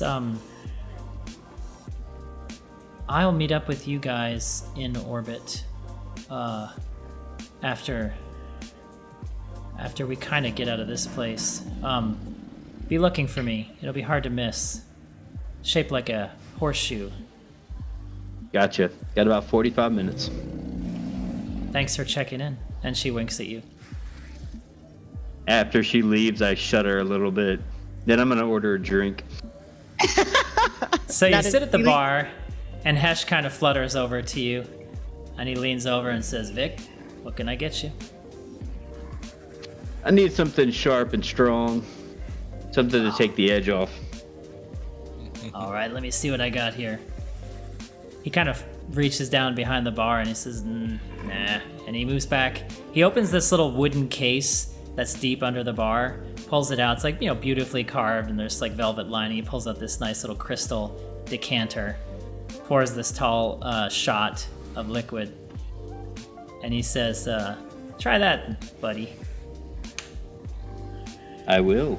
And then I'll put down, I don't know how many credits, but I will lay my credits down and take On a the swig. house, my friend, on the house. So that I know. burns as it goes down, but it is fantastic. burns so good. You have never had whatever this is before, but you love it. I like this. What is this? This is some Racopian brandy. Got a little bit of this from our friend over at the Black Box. Yeah, nice find. Come to think of it, it looks kind of familiar to you. Exactly. Yeah, I realize that. Recycling. I don't know how much you paid for this, but you probably should have paid a little more. Real good. So Hesh leans over and he says, "Hey, Mac, tell me the truth now. So, you heard anything's about to go down? Hesh, my friend, if I were you, I would probably start packing. Right. Thanks, Vic. I'll see you later. And he kind of turns and I nod. flutters off into the back, and you hear him kind of like shouting to a few people and a bunch of kind of rummaging and clattering back there. And as you turn to survey the room, it's just kind of business as usual at the moment, at least. The sabacc tables are busy. There's a dancer on the bar, on the stage, kind of swinging around the pole a little bit. Do I see any Rodile employees? No, actually you do not. Not a single one. Do I see any Shrouded Bane? Interestingly, they're not around either. Not a single one, which you find very curious, considering they're almost a ubiquitous find in this town. Can I attempt to use a little streetwise to see if I can drum up some information on where they may be? Yeah, go ahead and roll for me a hard streetwise check, please. Well, here it's, yeah, there you go.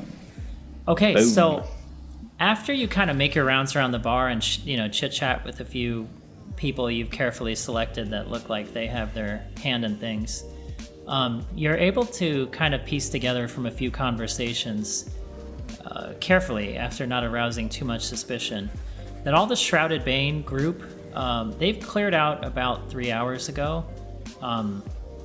There was a little bit of a commotion where Messenger came in kind of telling them something, and a group of them left, and frankly just haven't been around since. That would coincide probably about the first moment that you guys arrived at Rodile. Yeah. I'm gonna find a quiet place, maybe just step outside, and I will hit the comms. So you step outside of the bantha, activate the comlink. Who are you calling? I'm gonna call the team. I'm gonna say, hey guys, I just found out some very strange information. About 3 hours ago, every Shrouded Bane in Duskin's Cove moved out of town. I don't think this is going to be good for us, but you guys watching the ship, you keep a sharp eye out. I'm going to warn the Hellions that this may get more interesting. Maybe we should not hang out in town. I'm coming back to the ships. Thank you. So as he kills the comlink, all of a sudden in the distance, you see this sort of massive transport kind of hovering in over the horizon, and it is a big ship. Probably, roughly just to give you some perspective, about as big as that far ship in the distance that's kind of tilted over and decaying. Roughly Hey, that. Kip. Let's go Yeah? ahead and get up in the air in case something goes sideways. Aye, Captain. All right, so you two load in one starfighter. Are you actually taking off then? Yeah, but I'm basically gonna sit over the other two. Okay, just sort of hovering. Yeah, I don't want to get into a confrontation with this kid by myself. I feel much more comfortable killing people on the ground while I'm in a ship. I'm in my preferred weapon right now. Perfect. Got it. I'm He's in- flipping her happy the place. I'm flipping the controls over to Kip for the guns, and I will just focus on firing. Nothing like Or a good driving. strafing run, right? It's like a warm Hey, that's hug how this from is Jesus. supposed to work. I keep him pointed the right way. He pulls the trigger. All right, so as you kind of lift off and the sand kind of blasts all around and just creates a flurry of chaos as it takes off. How high up are you hovering, by the way?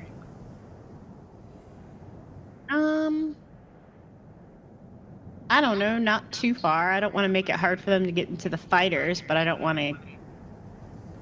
I'm basically just sitting up here to quote unquote guard the other ships. So Okay. So as you do that, you get far enough up to at least allow the turbulence underneath you not to make it impossible for people to access the ships. Tyrus, where are you at this moment? I'm making a beeline for Granville. Ah, okay. So as you're walking towards the black box, his store, you see in the distance this large transport kind of hovering, and then you see these kind of strut arms come out of bays on the side of the ship, sort of long, almost like construction type girders that come out from the side, and these sort of large hooks on cables start to come down. And there's about 6 of these arms total, like 3 on each side, with these large hooks and magnetic type devices that are suspended from them.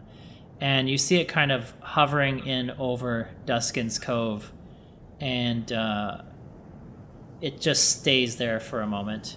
And over all of your intercoms, so you could hear Halsatha get on there. We got it, as you can see. Get your stuff together, get in the air, the bombers are coming. Yeah, we're gonna- moving. Just heads up. There haven't been shrouded Bane in the town for about 3 hours. Could be causing trouble. You don't say. 3 hours. Just said it. That means they Watch out knew, for an ambush. That means they knew about the bombing run. They were involved. That means they and Rhode Isle are involved together. Wouldn't surprise me one bit. Well, anyway, get in the air. Give us cover. I need time to evacuate the buildings and the people. All right, I am rushing to my ship, but I'm going to calm Byor. Byor, why don't you drive? I have a feeling I might be better at the systems in the back. Oh, yeah, yes. Let's do this. All right, so you guys kind of climb in your starfighters. Well, hang on. Before we take off, Yes, sir. I come to Kip. Young And he man, said- young man, have you ever heard of an organization called Shrouded Vein? Was your captain ever a member of such a group?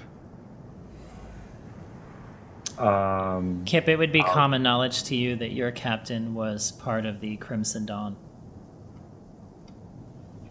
No. Jags, I was traded to Crimson Dawn, and Jags is a member in good standing with them. And yet, Kip, you've dealt with many different people. You've been sold, unfortunately, into slavery. This organization that may have tipped off our enemies, have you ever heard of them? They just made me fix stuff. They didn't really talk to me. Make an education check for me. Average difficulty.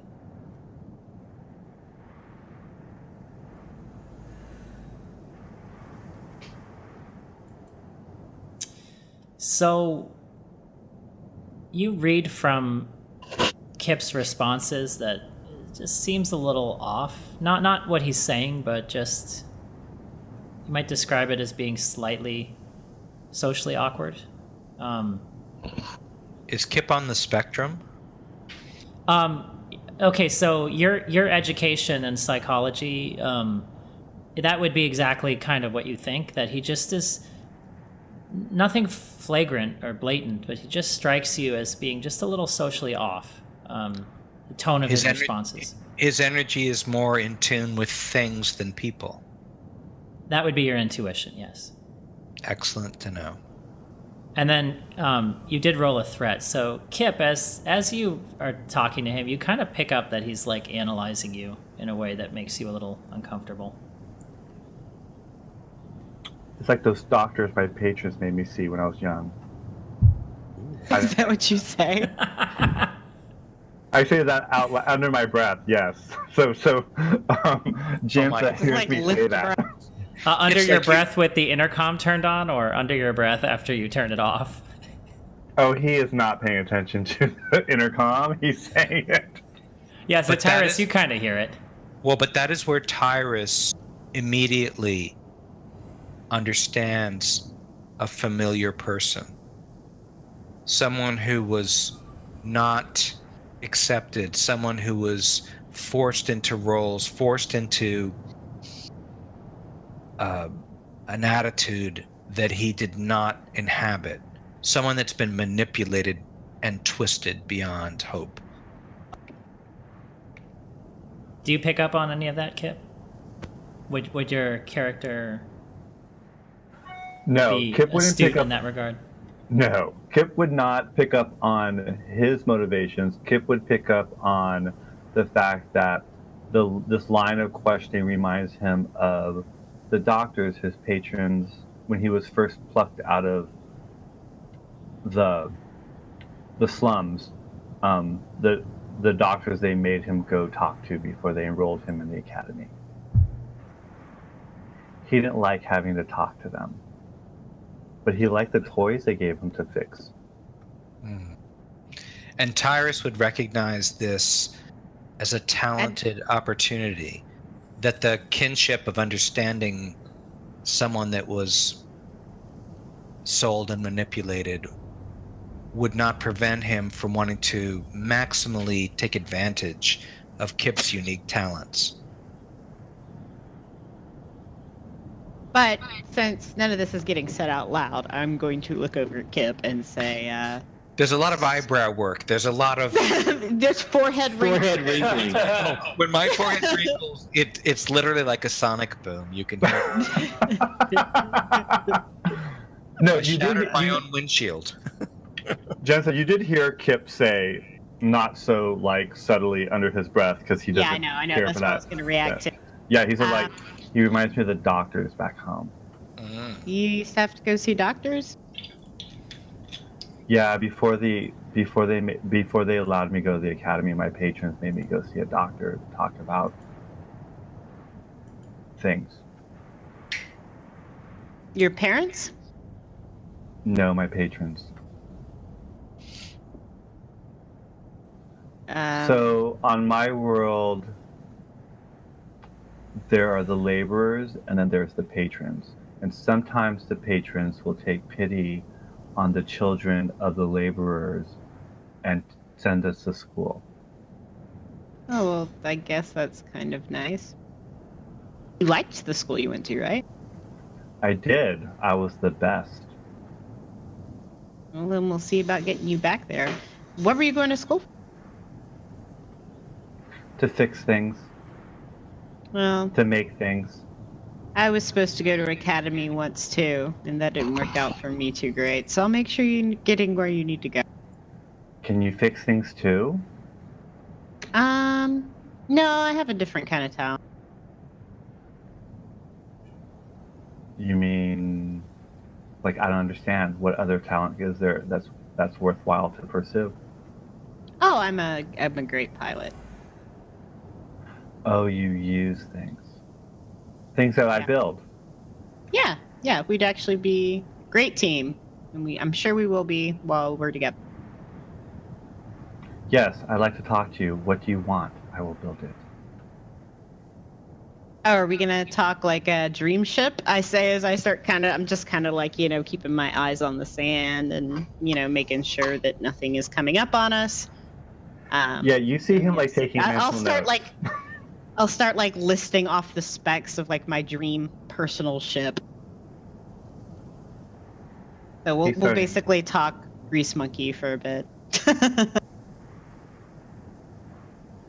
Mechanic to race truck driver kind of talk, right? Right. It's probably the first time you've seen Jensa be Jensa happy? smile and face light up and eyes twinkle. And No one else is here. Yes, the first time when he starts talking about like what he can do, and like no, he's like no, those two things don't go together. But this other thing, that's how you would improve that.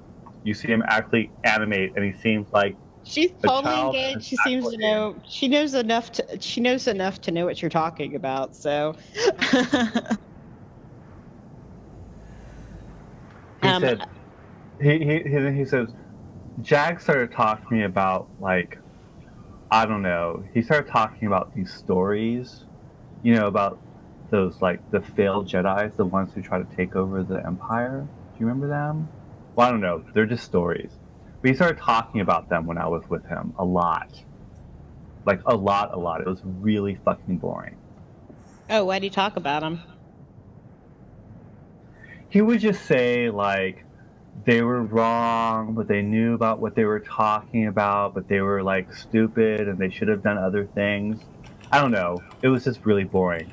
But if I didn't pay attention, or at least pretend I was paying attention, he would get mad. So I would stare at his mouth while he talked, and then think about how I could build a vocal modulator to make it sound like he was singing. Huh. You have any idea how he came by this? And I'm going to lift up the lightsaber hilt. No, not at all. But he was really good with it. He probably killed somebody with it and took it from them. Yeah, I've seen him kill people with it. Although he didn't always kill. As long as like people gave up like their ships or their cargo, he let them go. Yeah, but a pirate's He still a wasn't pirate. totally bad. Yeah, I know. I mean, he was a bad man, but he wasn't totally bad. I've lived out on the Outer Rim pretty much my whole life, and I can tell you there's a lot of shades of gray, but I don't think taking things from people or keeping kids away from their home is okay. So we'll get you home. I also saw him do this thing where, and I can never figure out what tech he was using, but he could like fire, like, I don't know, like this whole, like from his hands, it made it look like it was fire, but it wasn't fire. And I can never quite figure out what tech he was using to do it. Jensa just automatically thinks of that Mandalorian dude. I've seen somebody kind of do something like that one. Really, I would really like to get a hold on that tech. I think it's really cool. Some Mandalorian. I can improve upon it. But we'll basically just shoot the crap out of you until everybody's loaded up and we can get this going. Yeah, so you guys are all loaded up and ready to take off into space. And as you do, you see your sort of radar, your sensor screen kind of ping in the distance, in orbit, actually. There appear to be 3 large targets and a collection of small fighters incoming towards your coordinates. So Amy Lee Sullivan, one of our freelance artists, did this work for us. Beautiful job she did. So as you are exiting orbit, you see, as you're closing the distance, 3 large vessels, which your sensors indicate are bombers. They have some kind of heavy payload bay along the bottom. They are larger than your starfighters, and there's a small squadron of light fighters that are accompanying them. You guys are in your HLAF fighters. You are outside of the atmosphere, just in low orbit of Ruria Prime, the moon. And you can see off in the outer atmosphere and a little further into space the anomaly and nebula kind of up and to the right of the art frame there. Okay, so you guys are actually going to be rolling initiative from Cool because you are setting the pace of this encounter. So let me pull up the initiative tracker.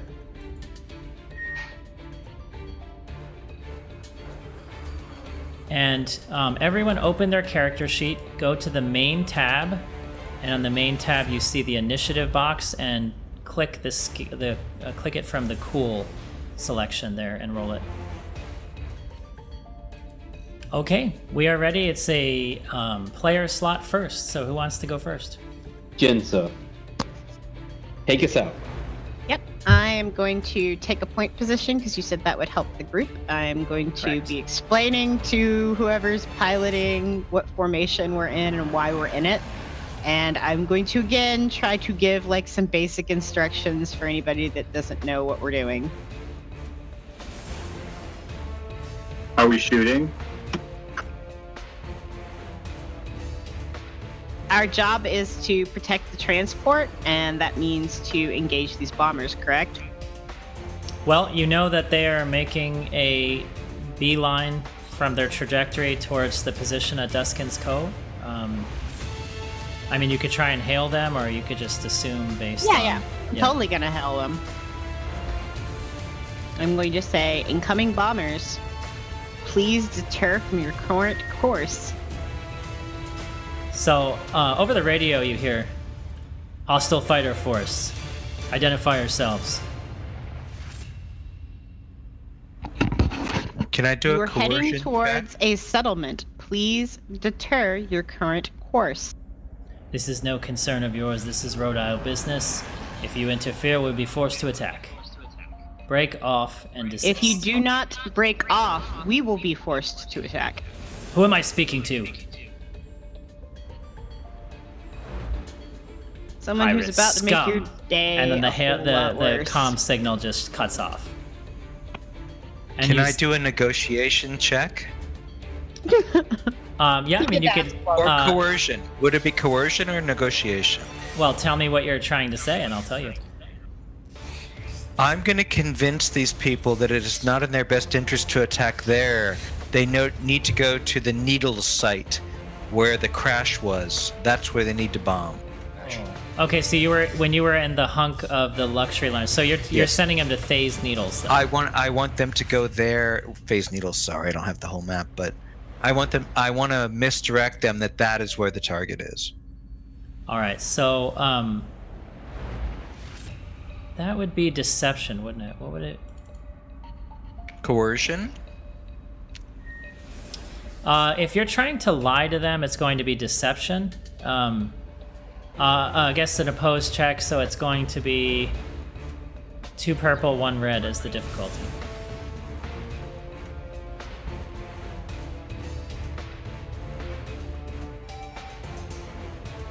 Oh. Okay, so as you kind of begin trying to con them into believing they have an alternate target, the first bomber for a moment kind of doesn't, really respond, and then you kind of are picking up some indication on your sensors that there's some communications traffic between the ships. Now, it's not a frequency you can listen in on, but there's suddenly like a hail of discussion or activity going on between the ships. The one that you were talking to actually kind of moves slightly out of formation away from the others. The other 2 stay where they are, and the fighter escort stays where they are. Can I take that chance to attempt to jam the comms of the ship that is now veering off course? Before we do that, Tyrus, since it was sort of, since I'm assuming you took the second turn to do that, do you have any maneuvers that you're going to do with the ship?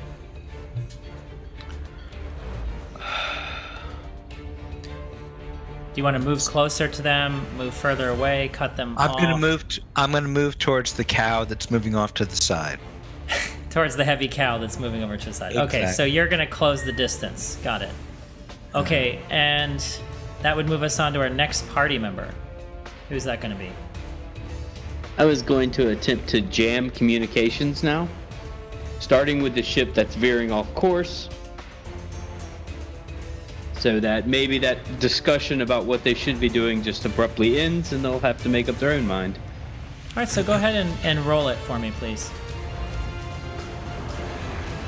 That's a computer's check with average difficulty. Correct. Okay. So you succeed in jamming the communications of one of the other 2 bombers. Now when they're going to have to make a check to succeed or not with their attempt to communicate, and you... All right, so you succeeded in jamming the systems. However, he is able to detect, you can tell as your computer system kind of lights up, that he can tell which one of the vessels the tracking came from, and you know that he is activating his targeting sensors on your ship at his next turn. Incoming, Bioware. Do you want to take any maneuvers? Oh God. I'm co-piloting. So I don't think I can do that, right? Let's see. If you're the co-pilot, correct. There's really not much you can do maneuver-wise. Okay.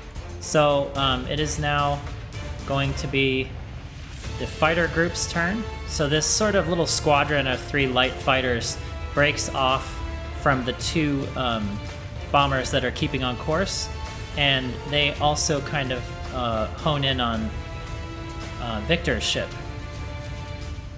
So they are going to make an attack, and they have a setback dice to the attack. Well, it's nice knowing you guys. Oh my god. Ouch. That is unbelievable. We Okay. will avenge you. It's nice knowing you guys. Are there any evasive actions that you or Bioware can take? I'm just curious. Bioware, do you have any space piloting? Negative. I don't have anything. Okay. I think we're fine. done. That is You're- 11 damage. We have 8 hull and 2 armor. Okay. All right. So, as the volley of hits kind of The group fighter pilot attack thing probably Got was not a good move annihilated. for our group. All right, so as you do that, you get this sort of hail of blaster fire from these ships as they just sort of rake over the front of your hull and hit multiple systems.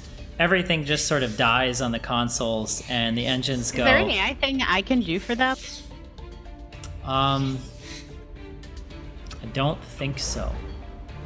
I hadn't moved yet. Could I have? I didn't do anything. Could I have seen that and tried to attack one of the fighter pilots or one of the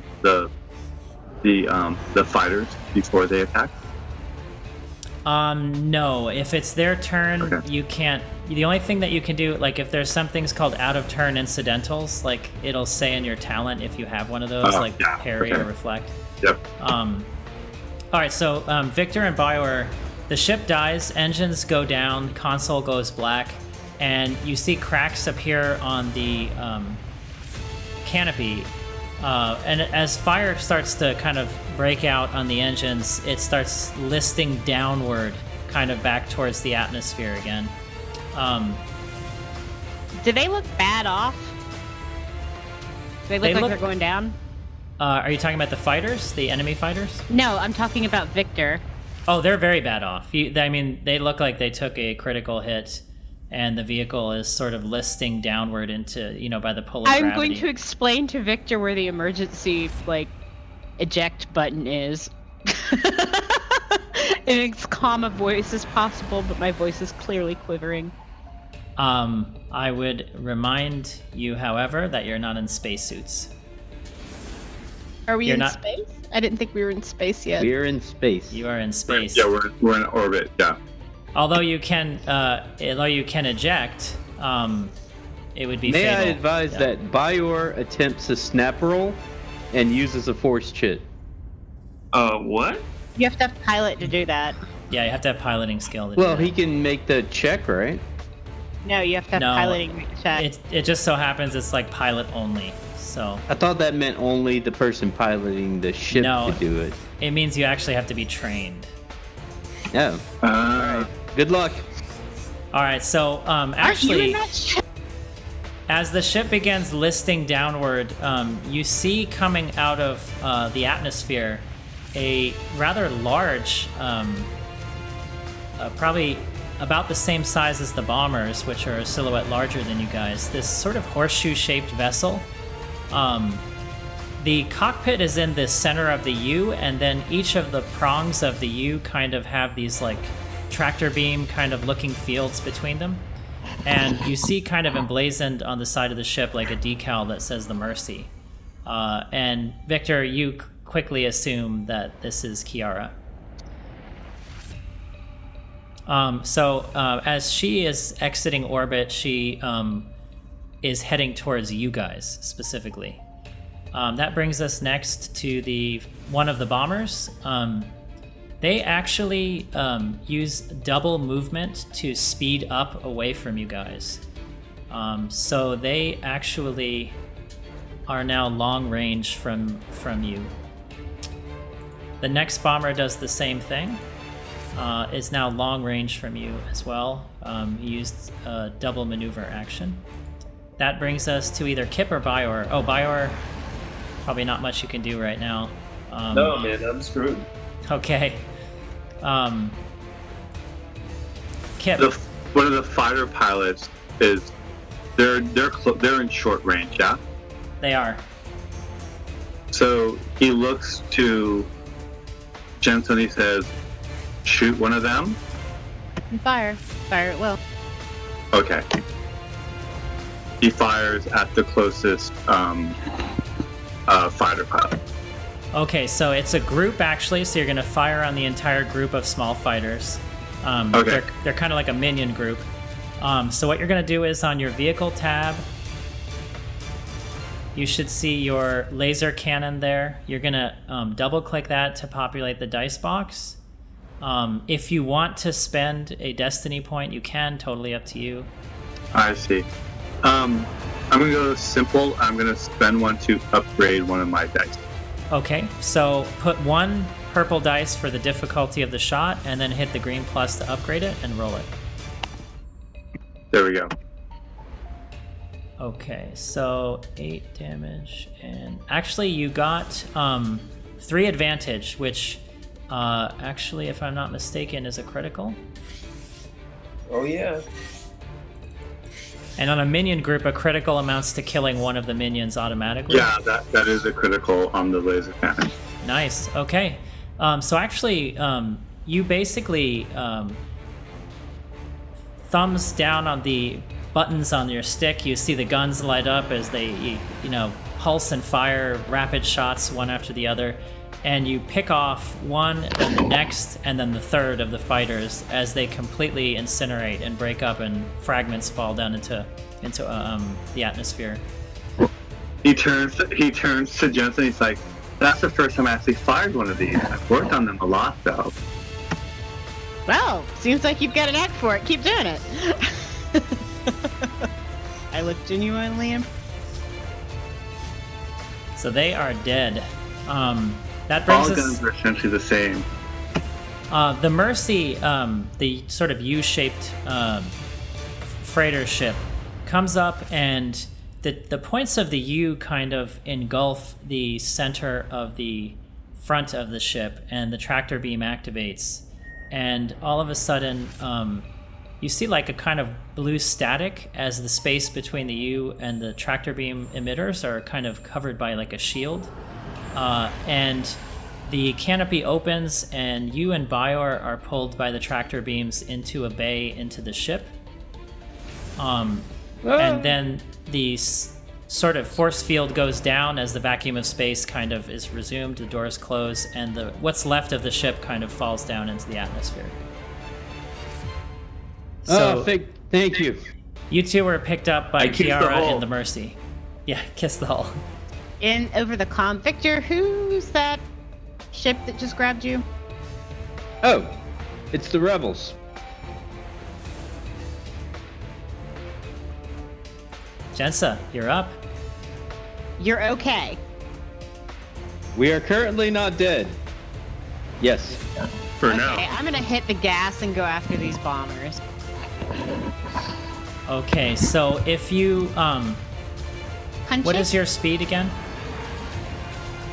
Um, I think it's 4, right? Yeah, your four. speed is 4. Okay, so you're faster than they can move. So in one maneuver, you have closed the gap from long to medium distance. So you are And actually in firing range if you choose. I am going to, well, I'm not shooting, right? My Either co-pilot one of is. you can shoot, which means that both of you can use an You attack. can shoot. Yeah, so both Yeah, of you I'm can gonna control the light guns. their world up, and I will use one of our points. All right, so go ahead. The difficulty on a medium range shot is going to be 2 purple dice.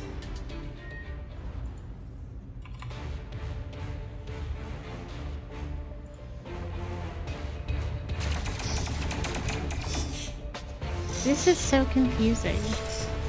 So you're going to go You to your vehicle failed, tab. but you get an advantage, Oh. and you have a triumph, so something special. All right, so you miss the shot. As you kind of pull the trigger, you kind of shoot just wide of the tail and miss. However, you I got have a lined triumph. up Kip perfectly. Yeah, so you get to choose how you spend your triumph. I can. So Jensen's basically hitting the gas, and she's clearly a better pilot than she is a gunner, and she's more focused on flying. So she doesn't quite like hit her mark as she's kind of zooming in to close the distance and kind of like sending a laser show around the bomber. However, she turns to line Kip up for the perfect follow-up.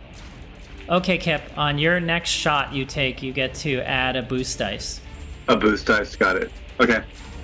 Tyrus, it's your turn. Well, I was chasing the one bomber that had kind of gone off to the side, so I think I still want to attack them.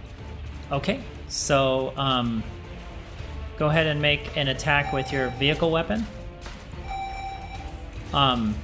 If you spend your maneuver in advance to close the distance, you can get to short range, and it will only be 1 purple dice. But I'll you will take go it. farther away from your comrades.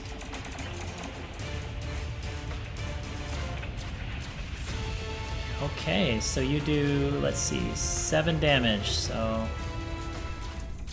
Alright, so you hit, God, if that and... captain lives, he's got to be pissed. I took his lightsaber and his, idiot savant. Not that Kip's an idiot. How dare you? Ooh, harsh. Okay, I so didn't he mean it takes like- some light damage to the hull, Tyrus. You see as the blaster marks kind of hit his shields that some of it goes through and scars the hull, but the ship still keeps trucking on forward. Victor, your turn.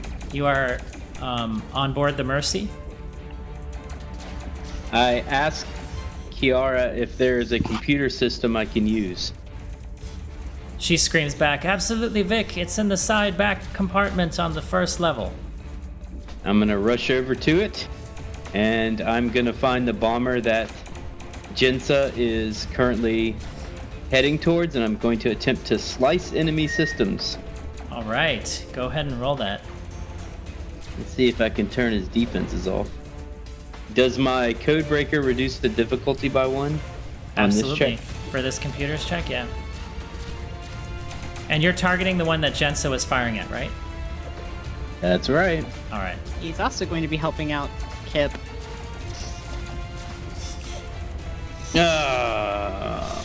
So try as you might, you can't quite penetrate the defenses of the ship.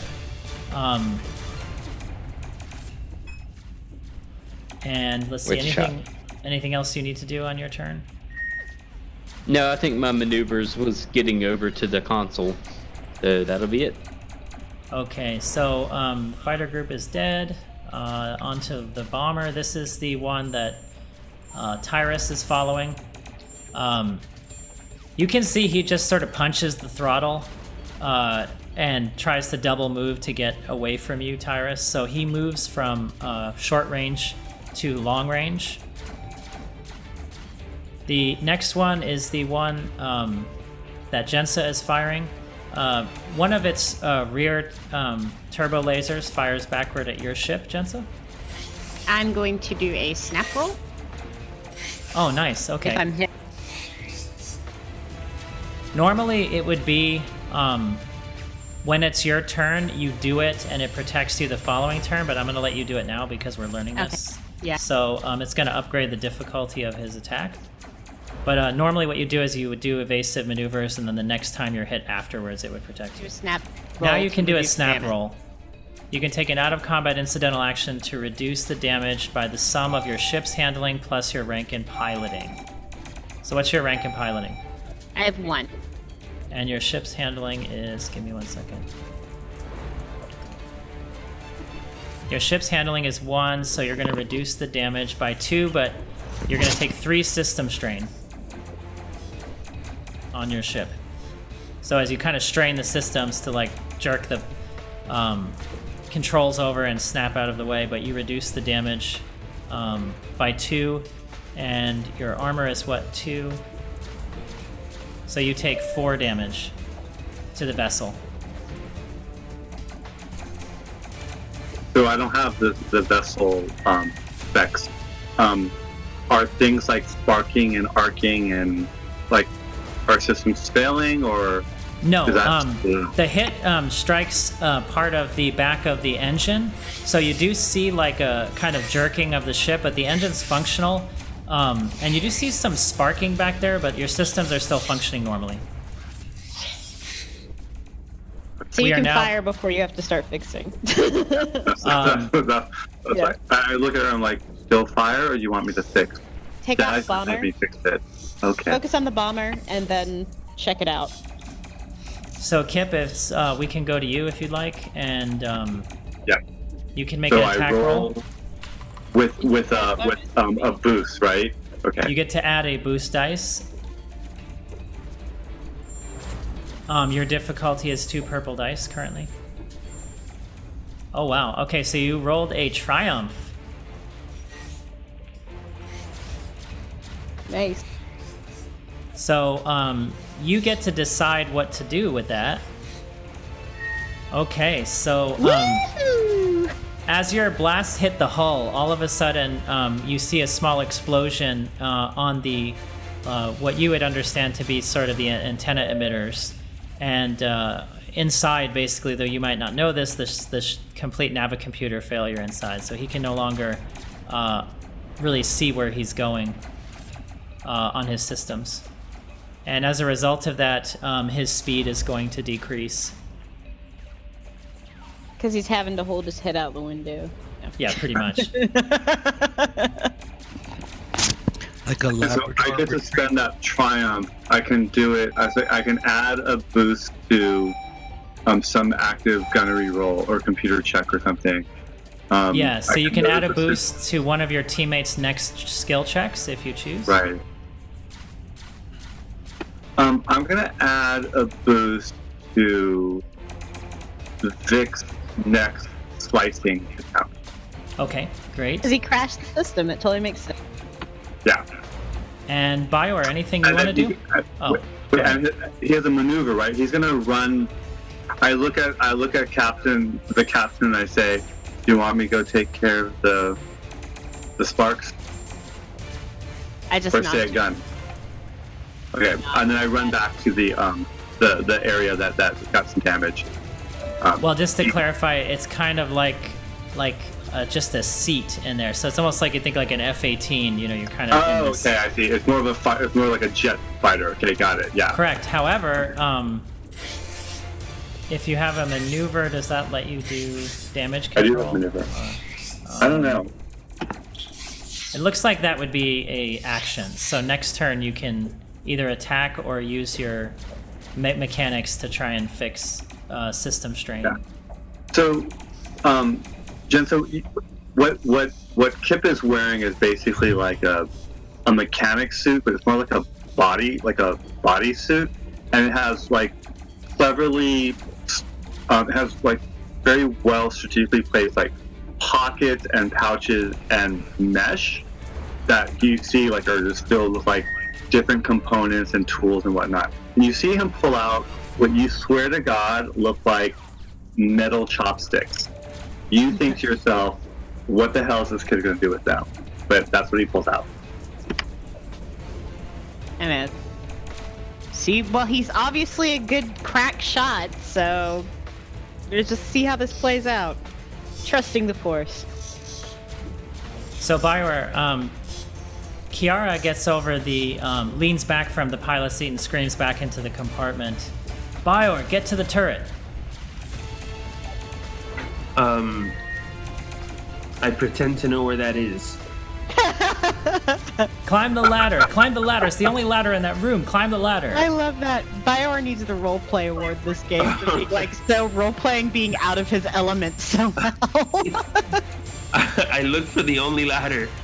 So basically what you see is you walk over, you see kind of like a ladder in the ceiling area, and as you step under it, it comes down, and as you climb up into it, there's a seat up there. And when you sit in the seat, the ladder retracts and the seat lifts up higher into the hull of the ship, and all of a sudden you're in this bubble canopy where you have control of a set of heavy, medium lasers. This enables you to make an attack against any of the ships that are close to you, which are basically 2 of them. The one that Tyrus is attacking is too far away. The one that's Okay. the one that Jens is chasing has already taken some significant damage. Okay, well then I try to finish that one. Are these? Well, would I know if these lasers are capable of taking them out in one shot? It would depend on how many successes you roll, basically. So each additional success is more damage to the hit. So if you were trying to like make a hit count, I would probably just like spend a destiny point and upgrade the skill check. All right, no. Then I'll try to finish off the one that Jensen already has killed. Okay, so go to your vehicle tab. You see laser cannon there. Yeah. Roll the skill off of that, and then add 2 purple dice.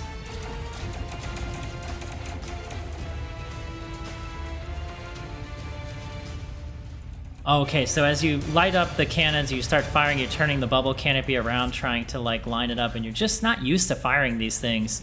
And you kind of just barely miss over the edge of the hull and curse to yourself.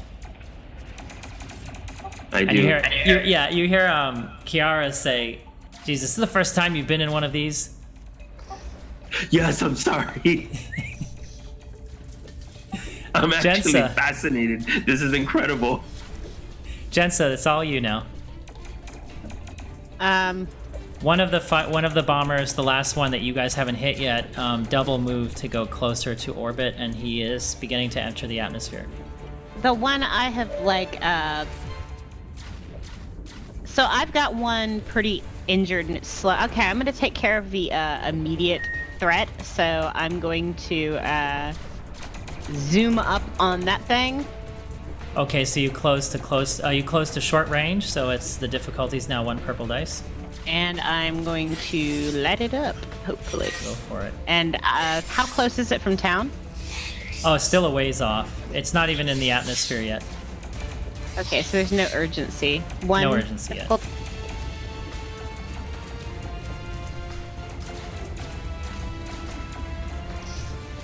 Okay, so you do another 8 damage. So,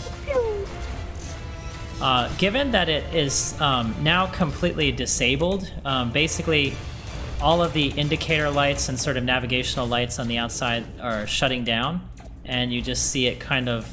It doesn't maintain its straight position, but it sort of lists sideways and is just sort of floating in space. Do I recognize what, given my skill set, do I recognize that it's incapacitated? Absolutely, yeah. I am moving on to the next target.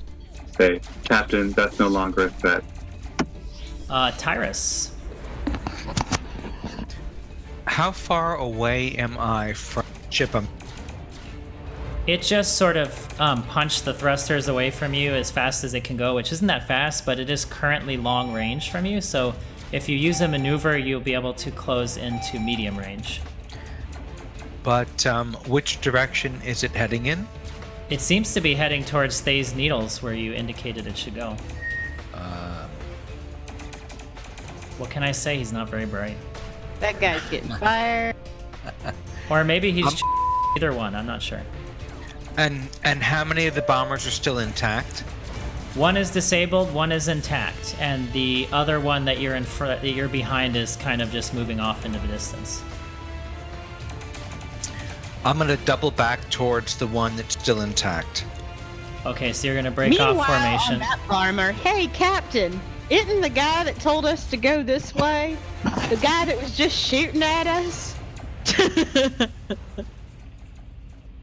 Do you want to take any action besides that movement? Well, I would take a shot because why not? All right, so your vehicle tab, laser cannon. That's what you populate the dice from, and you're gonna make it 2 purple dice.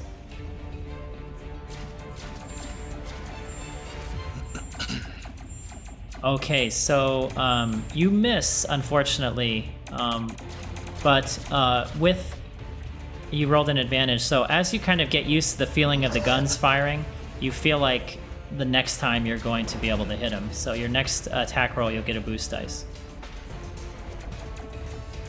Victor. I see Jensa has taken out the one ship, so I'm going to attempt to hack the other ship. And I will roll my computer's check. And I assume I get a boost dice. You do indeed. It's actually a pretty tough check, so Okay. no good. So as you do that, That's actually, a hard check. Yeah, it is a hard check actually, because it's a very powerful effect actually. So as you do that, you actually can tell that whoever's on board the ship is actually countering you and locked out your systems from affecting that one vessel.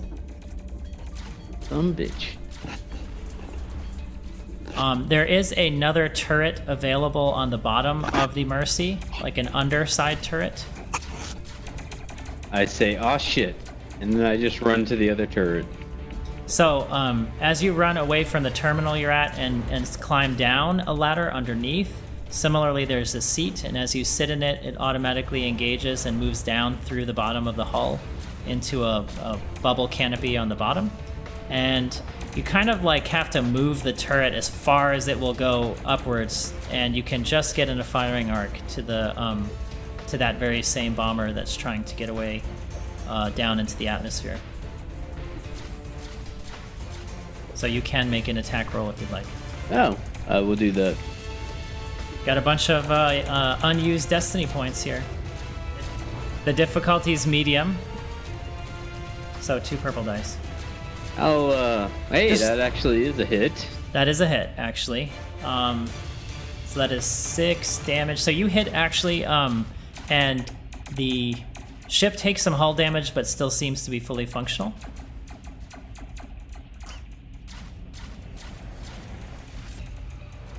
And who are we on now? Let's see. Let's say Kip. Go ahead. So, I'm gonna run. I've taken out my chopstick-looking thing, and he starts reducing the system strength. So, how much? So it's a 1 die difficulty if it's less than half the strain threshold of the vessel. So I don't know. So that. And if it's you were more at than less. half- You were at less than half the strain, so it'd be an Okay, easy so it's a difficulty. mechanics check. Got it. Okay. So just make a mechanics check with 1 purple dice. Oh my god.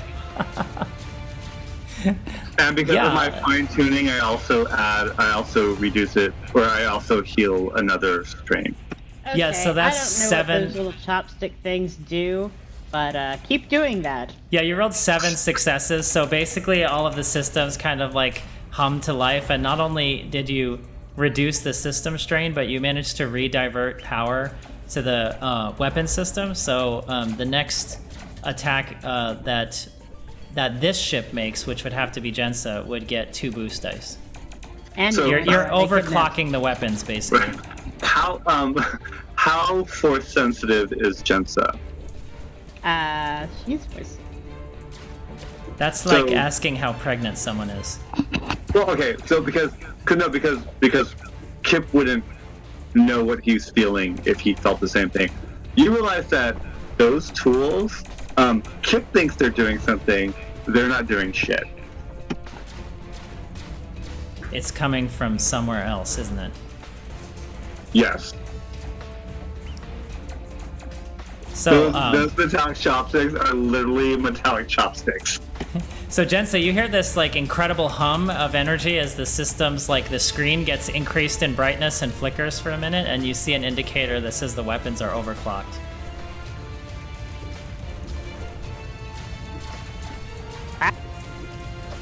So is it my turn? It is. There's a split second where I eyeball the kid for a minute with like that. There's no way I just felt what I think I felt. But, you know, he's going to meet the master, so we'll figure it out then. I am going to go ahead and use these super jazzed up lasers to close with our remaining starship. I will start evasive maneuvers and boo boo boo boo. All right, so you're going to roll your attack roll. Now, you probably want this to count. So, feel free to spend a destiny point, which you have an inordinate amount of before the session ends.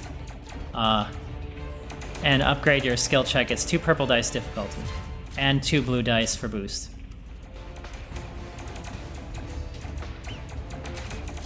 Okay, so actually you line up the hit and strike the hull perfectly, and as you do, the ship actually fractures and the back half kind of cracks apart, and actually in the vacuum hiss that you see, there's actually 2 Rhodile crew members that are sort of sucked out into the vacuum of space, and you're kind of screaming, and they kind of float off into the distance. And the fragments of the ship kind of break apart and then fall down into the atmosphere slowly. I am going to let out an elated cheer and give myself a little fist bump into the air, and then laugh maniacally and tell Kip, I don't know what you did, but keep doing it. And no Kip one else in the frowns party when is he- aware of it. What? Kip smiles at her compliment, but then it turns to a frown when he sees the crew members sucked out into the coldness of space. And then before you can celebrate your victory very long, suddenly you hear your instrument panel kind of light up for a second, and you see a series of ships kind of come out of hyperspace. Oh, fuck. These are large capital ships. You see 2 Star Destroyers suddenly exit warp right into the And atmosphere. it's time to go, ladies and gentlemen. I hope you managed to evacuate. And suddenly on them, a series of heavy cannons begin to sort of fire off of the bottom, and they're kind of, you know, not anything you've seen before. They're sort of firing these like enormous energy particles towards you. Meanwhile, as that happens, Kip is all of- fascinated by these giant cannons.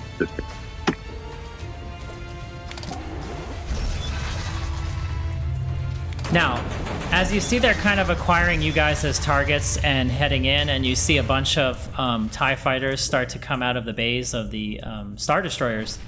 But before anything can happen, suddenly you see other ships come out of hyperspace, and exiting warp, you see a large frigate.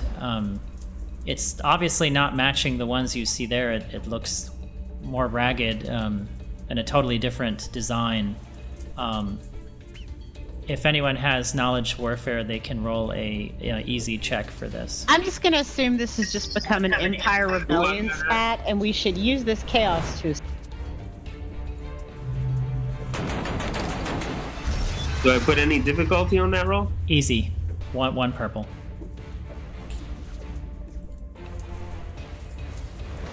Yeah. Okay, so Bioware, you recognize this to be a Republic frigate. I'm sorry, a Rebel frigate. As it comes out of warp, you basically see something that shocks you. Impossibly outnumbered by this fighters coming out of the 2 Star Destroyers and outgunned, it basically just redirects its course and makes an immediate intercept course, and you're pretty sure that it's going to ram one of the Star Destroyers. And then you hear your comms all fire up, and you guys who are on the Mercy see this. You see Kiara shouting to you, "Just get the hell out of here! They're buying you time!"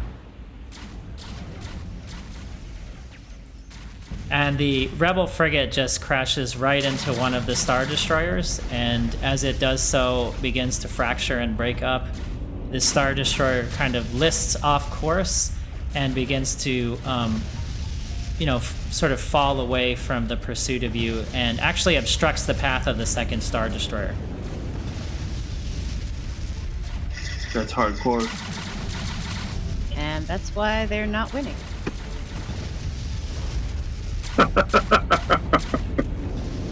Did you say that through the intercom, Sarah?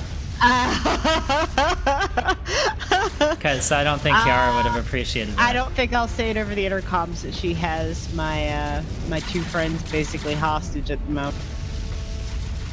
So the Mercy But, breaks I'll off. say that to Kip. And, And We Kip will, says in total internal earnestness, he says, "Is that the rebel scum they talk about on the Holonet?" Did you say yeah, that but through the they're- intercom, or? No, I say that to Jensa. Okay. I think that is a rebel ship, but they're not what you think they are. Well, the Holonet calls them rebel scum. The Empire are not good people. They're actually these Star Destroyers here, as we're flagged, are here to kill all the citizens on this planet because they want that floaty purple cloud. And I point to the nebula. I'm assuming Dan was explained what that is out of character already. Yeah. They want that, and they want the people that made that. So they're going to kill everybody on this planet so that no one else knows about it. And we're basically trying to save the innocent people on this planet. So, I mean, if you want to call the people that are rescuing actual citizens rebel scum, that's your call, but I would not call them scum. I'm not calling them scum. I'm just saying the Holonet calls them rebel scum. The Empire, they're bad too. They're mean. Again, you hear Kiara light up and he says, "Guys, move your asses."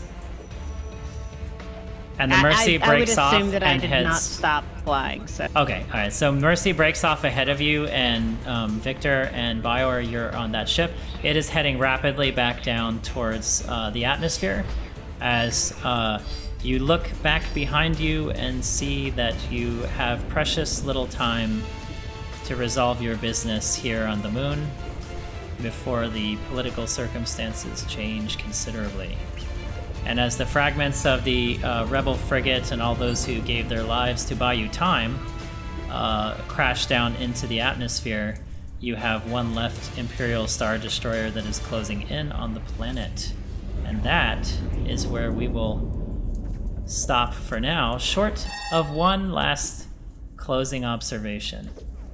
As you're entering the atmosphere and heading back down to the surface, you see a shrouded Bane ship in the distance. Exit orbit. Oh, come on. It is a large freighter. You can clearly see the Shrouded Bane logo on it, and it immediately heads into hyperspace.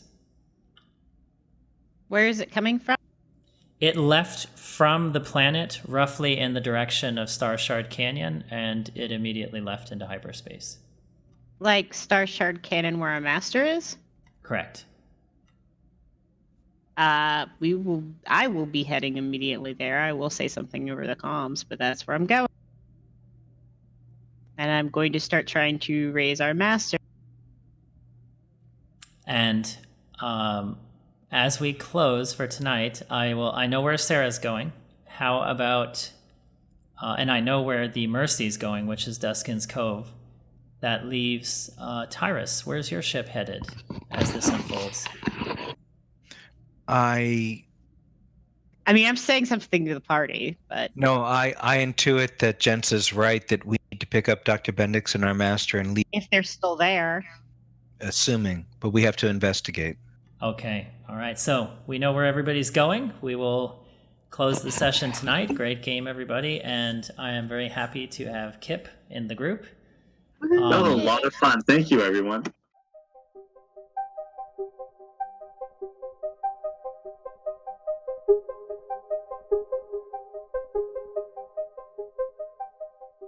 And that about wraps up this episode of A Candle or the Night. We hope you enjoyed it. Join us next time. Our next episode will be in approximately 2 weeks, and we will see what becomes of our heroes and our new hero, Kip, as they wrap up their adventures on Ruria Prime and move on to new horizons. Hope you guys have a good week, and we will see you next time.